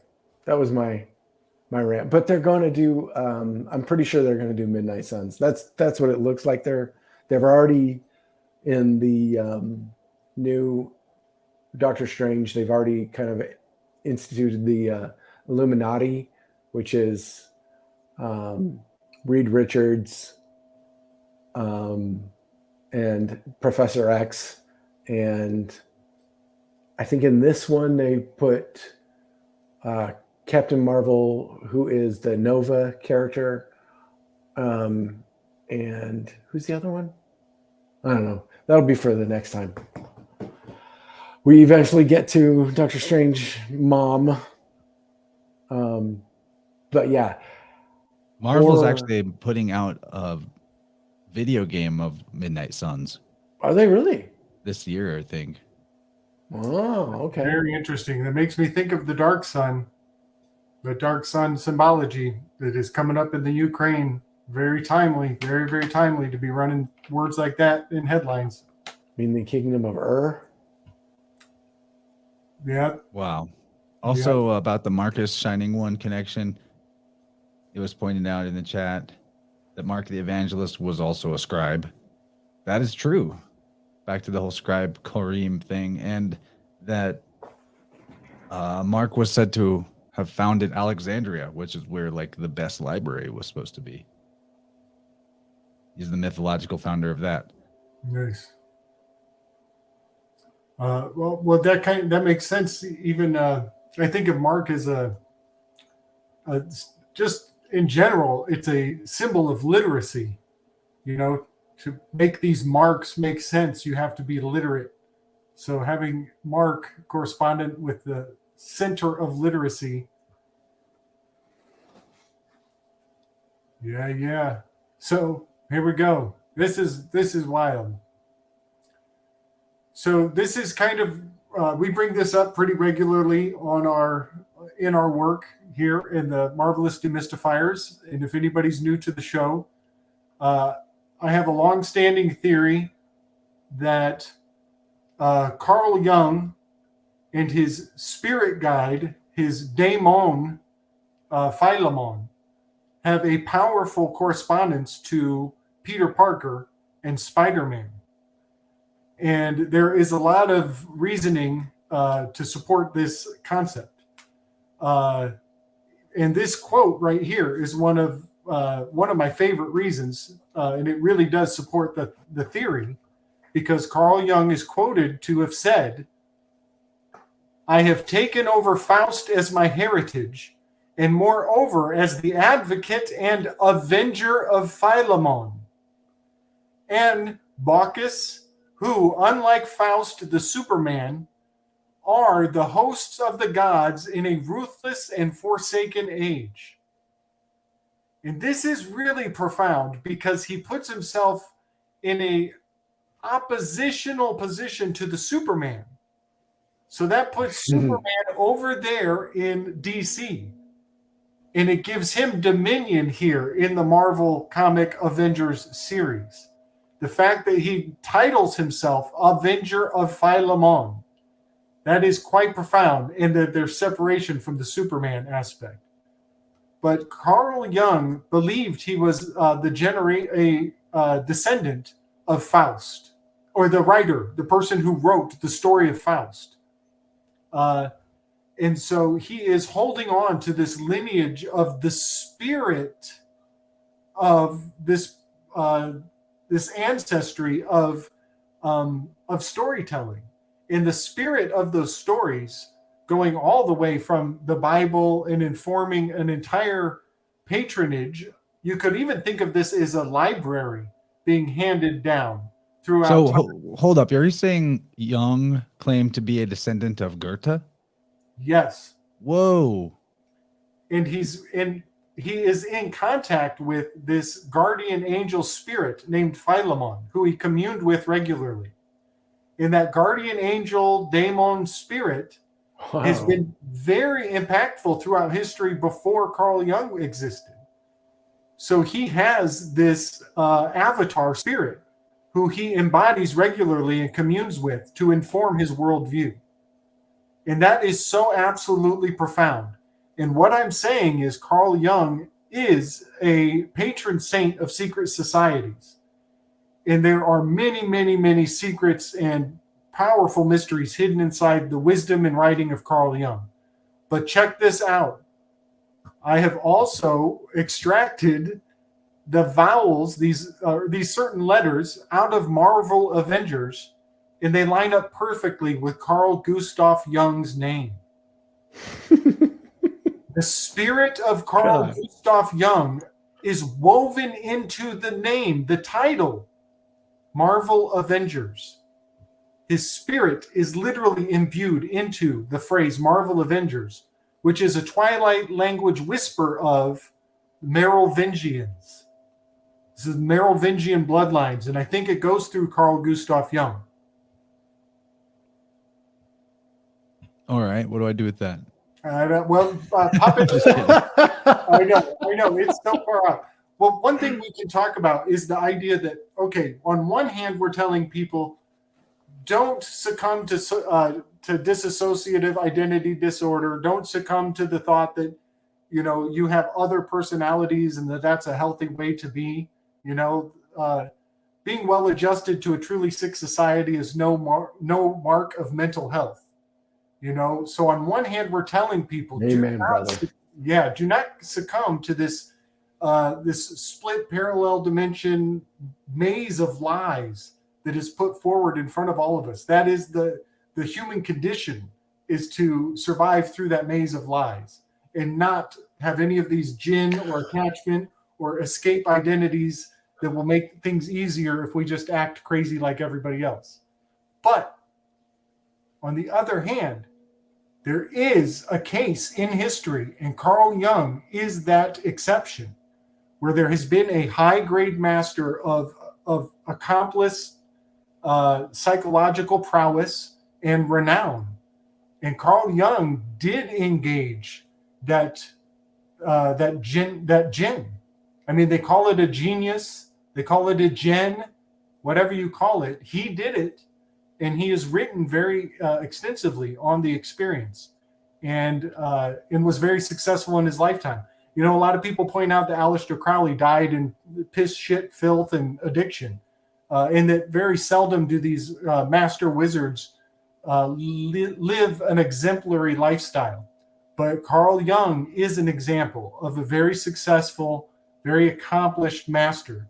But it took a lot of work.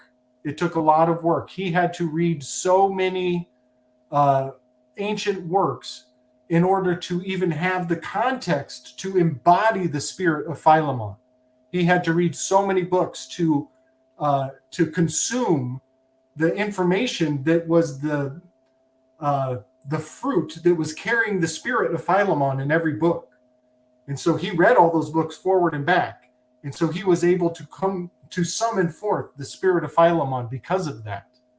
And so Philemon is a spirit that is in many, many novels throughout history that predate Carl Jung. But he synthesized all of that wisdom and knowledge and the spirit of all of that and brought forward the voice of Philemon. And that is really beautiful and profound. Okay, so it sounds like what we're getting into here is that we're presenting dissociative identity disorder as a schisming or fracturing of yourself, where there's these alters that are just like other regular people, but they're also fucked up. But what you're talking about, the purposeful implantation of an alternate, maybe even artificial intelligence into your psyche, but that you program yourself. and that then you were able to communicate and interface with.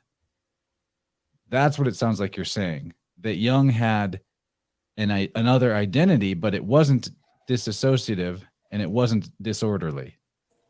Yes. He made an orderly identity to associate with instead of a disassociative identity disorder. It does appear to have been like a highly functional, well-integrated relationship. Yes. But like a servitor in his own psyche that could just come back to him with all the knowledge of the ancient text that he's ever read that he can't consciously call up. So think about like the idea of a memory palace, Pallas Athena, goddess of wisdom. Maybe that's part of what the ancients were up to, is that they were using these constructs that we call gods and goddesses as ways to interface with humanity's collective unconscious knowledge of certain ideas and certain concepts and forces of nature. And that because there's some theories out there that like James, I think, what's his name? Forgetting the name of the author, the origin of the bicameral mind, that whole idea. Campbell?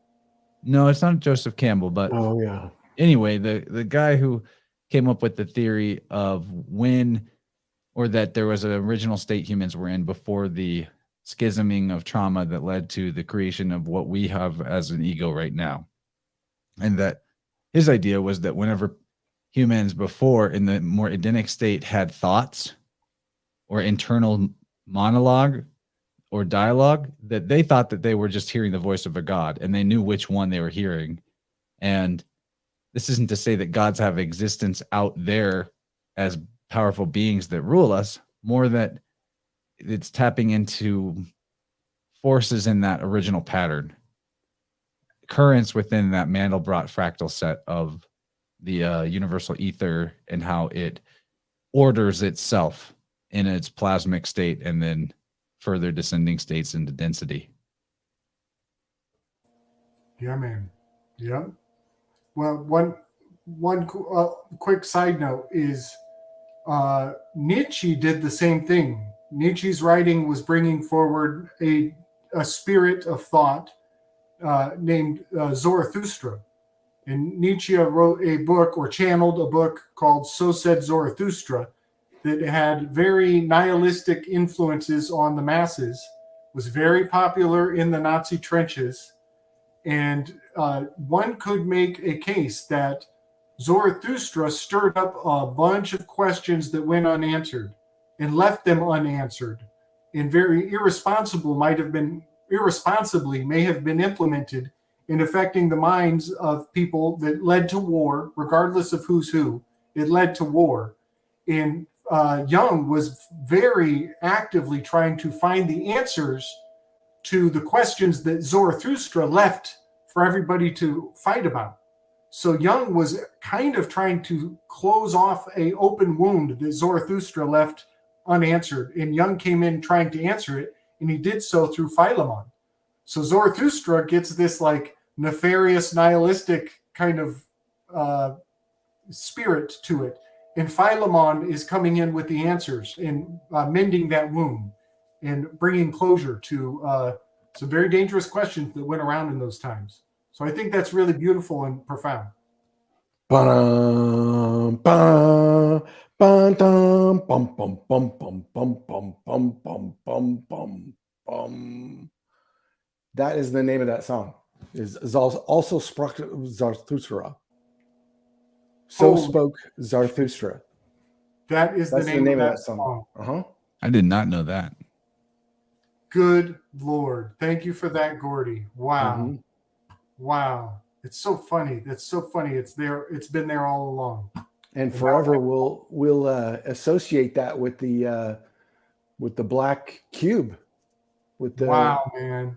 From 2001. Wow. We believe in nothing. Yeah. Yeah. You gotta watch out for those nihilists at the bowling alley. We believe in nothing. All right, guys. Do we have any closing thoughts here? You first, Gordy. Whoa. Yeah, dude. This we should have known this was going to be this way and just done one at a time anyway. But this This is fun. I have more notes for the second and third ones, because when he starts going to we start meeting the other alters and seeing their characters and how he is split. Also, is a little more interesting. One of the quotes that I wrote, we were talking about the broken psyche. Later on, he asks him if he was chosen because he was broken or because he was easy to break. And that's something we should all think about, our own selves, of our own journey. Are we easily broken, or are we chosen because we are already broken, but we can put ourselves together again? Or you weren't fucking broken to begin with. Makes me think of, there's this big like Baptist megachurch on the way out of town if you go north head to KC, and they have a big neon light up sign, not neon, sorry, it's a LED, right? One of those scrolling signs with messages on it. And it says, "Are you broken? We are too." Like, Yeah. come on in. I was like, man, that's some weak sauce invitation to your cult. That is so brilliant. Yeah, right. That is so Hey, wicked. you're fucked up. Hey, we are too. Come on down. Hang out with some fucked up folks. Get your conscience clean for 5 minutes until you have to go back out to the world and live like a real fucking human being. Yeah, but what you said, Gordy, is interesting. That's a great quote. Maybe we'll revisit it when we get to that part in the episode. But it's always presenting these systems of authority are always presenting you like A or B, but really they profit regardless of what you pick. And so the question of, were you already broken, or were you easy to break? What if where's the third answer? Because I chose it. Mm-hmm. Which puts the power back on self, which is the real truth of the matter. The reason why Khonsu chose him was because he allowed it. He chose Khonsu. Mm-hmm. That's exactly right. Yeah, but I don't think I have anything else to add other than looking forward to getting back into the sauce with you guys later. Nice. Maybe next week. Maybe we'll just jump right in and see what we can do. And, I would like it if... No, we're talking shop right now, but this applies to the listeners too. If you guys are watching along or want to get the file to watch, hit us up on Telegram if you want to watch it. And be prepared for possibility of doing, I don't know, episodes 2 and 3, because I think we could probably do it. A lot of the foundational ideas are now set up, and we did the 45-minute opening 2-minute scene. So then we got that out of the way. We should be able to move pretty quickly. I say that, but maybe we'll get just one episode done in the next part, but maybe 2. So be prepared for that possibility. I'm feeling ambitious again. And thanks to everybody who stuck out the whole thing in the chat. It's been awesome to see your comments, and there's so much more. Oh, wow. Okay. One last comment I got to read from the Rockfin side. I'm glad I checked. Moonlander says, related to nothing and everything everywhere all at once. The actress of that movie, her name is Stephanie Shu. Oh, spelled wow. HSU instead of SHU. That even has the Steven. Stephanie, Steven, Shu. God, version of Steven. Damn. Whoa. I think, yes. Dude, that's amazing. Thank you for that comment. Yes. And she was in Shang-Chi, for the record. Oh, okay. And she gives Shang-Chi his birthday suit. Oh my goodness gracious. What? That is wild. So at this point, whenever I hear Stephanie and Steven, I am thinking of, Caesar's wreath, for sure, the wreath of Caesar. I'm thinking of the placenta being born on the head, much like Danny from The Shining, which was called The Shining. Definitely placenta-rific name, Stephanie, for sure. That's great. Yeah, the baby comes out crown first. Right. Good one, man. Good one. Thanks, brother. Yeah, and also our homie Joshua pointed out the whole being born with the placenta covering the baby's face is a sign of a mystic, and they call it the call. That part of that placenta is the call, and it's your higher calling. And these superheroes wear, what do they call Batman's hat with little bat ears? The call. Cowl. Call. Yeah. Higher calling. Yeah. Y'all who are part of this knowledge have a higher calling to share it. Not just share this content, but share what you see of truth in the world and not hold it in. I see people often when I am doing work with their energy fields who are really damaged internally by feeling and observing, but not expressing. Right. So however and wherever you can. Yeah. These are like really high grade. It's name magic. You know, this is name magic. It's your calling is in Spanish, como se llama, is not just what do you name? It's how are you commanded? How are you charmed? And that is really profound, the psychological implications of what that really means and how it really affects you when people call you white nationalist. Are you going to let them dress you up in that? Are you going to let them add a dress to you to dress you in their words? Are you going to let them address you this way? All of these addressing and your address and the mind control of the government is deeply enrooted in this aspect of enclosed cognition, which is a subject I'll bring a lot more to the table going forward with this this mummy ritual that we're dealing with. Yeah, and I want to make, maybe not a promise, but it would be cool. Something I might bring to future episode of this is a breakdown of the different bodies that the Egyptians believed in, different bodies that incorporate into one human vessel. Because there's a lot. Like some people, we talked about the Ka, but there's so many more. And I was just trying to look real quick and reference Howdy's book here. Because I can't. Oh, here it is. Yeah. One of the bodies of a being is actually their name. The name was the Ren. So I'm going to read this. The Ren is a person or object's name. While a name is something that distinguishes one person from another, it has a far deeper meaning. The name anything uses will determine the energy that surrounds it. This is a key reason for the use of naming rituals in ancient societies, for each person will need the correct name, thus the correct energies, to reflect the type of life they wish to lead. The name we use will determine our fate. Ask anyone, especially married women, how different their life has become with a name change. He goes on. He definitely goes on. But 2 more paragraphs here. Very interesting. And maybe we'll bring some of this forward in the future, but I'll read this sentence for sure. In Egypt, the Ren is considered to be one's for a lifetime and is found encircled by a rope of light or life force called a cartouche. This is in the hieroglyphics. So this is associated with the eternity symbol, which is the Shin.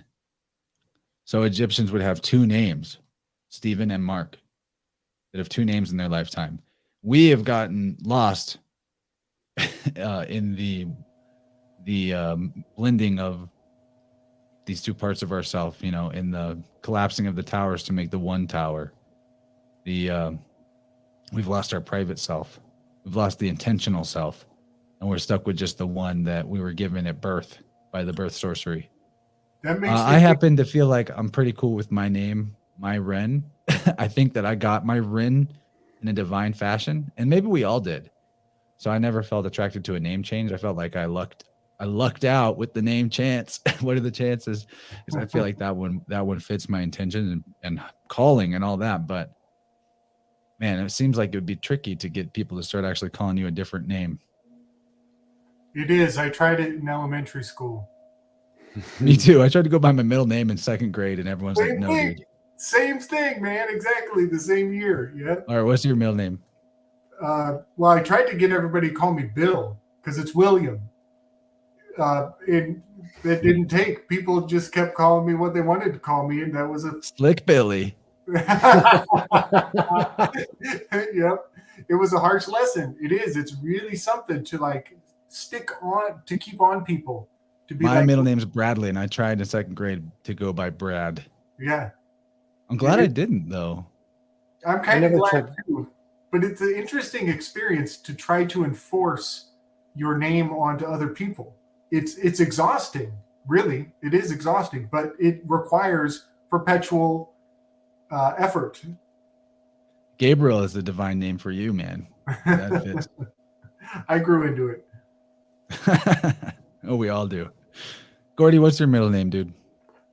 Travis. I always hated it until now. Like just recently, I realized it's the traverser. It's Your one who initials goes, make you a goth.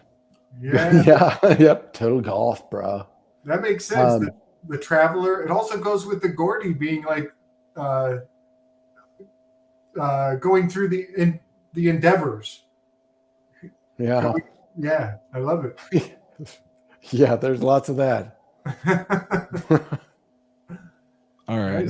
This is it. I feel like this is the point we can jump off the boat. Yeah. Tangents have all been fleshed out. We'll see you guys probably next week. We'll just keep this train going while we're all Guys, fresh thank you in for mind doing of this. it. Really enjoying this vibe. Love you guys a lot. And I'm gonna play the intro music for the outro. I'll hang around in the chat with you guys for a bit, but been awesome. See you next time. Big vibrant tomorrow night. Gonna be a huge weave with Juan from One on One and any of our co-conspirator spiders that want to join in. You know, Gabe will be there. He's always there. Mm-hmm. Much love, everybody. Hope to see you there. Much love, everybody.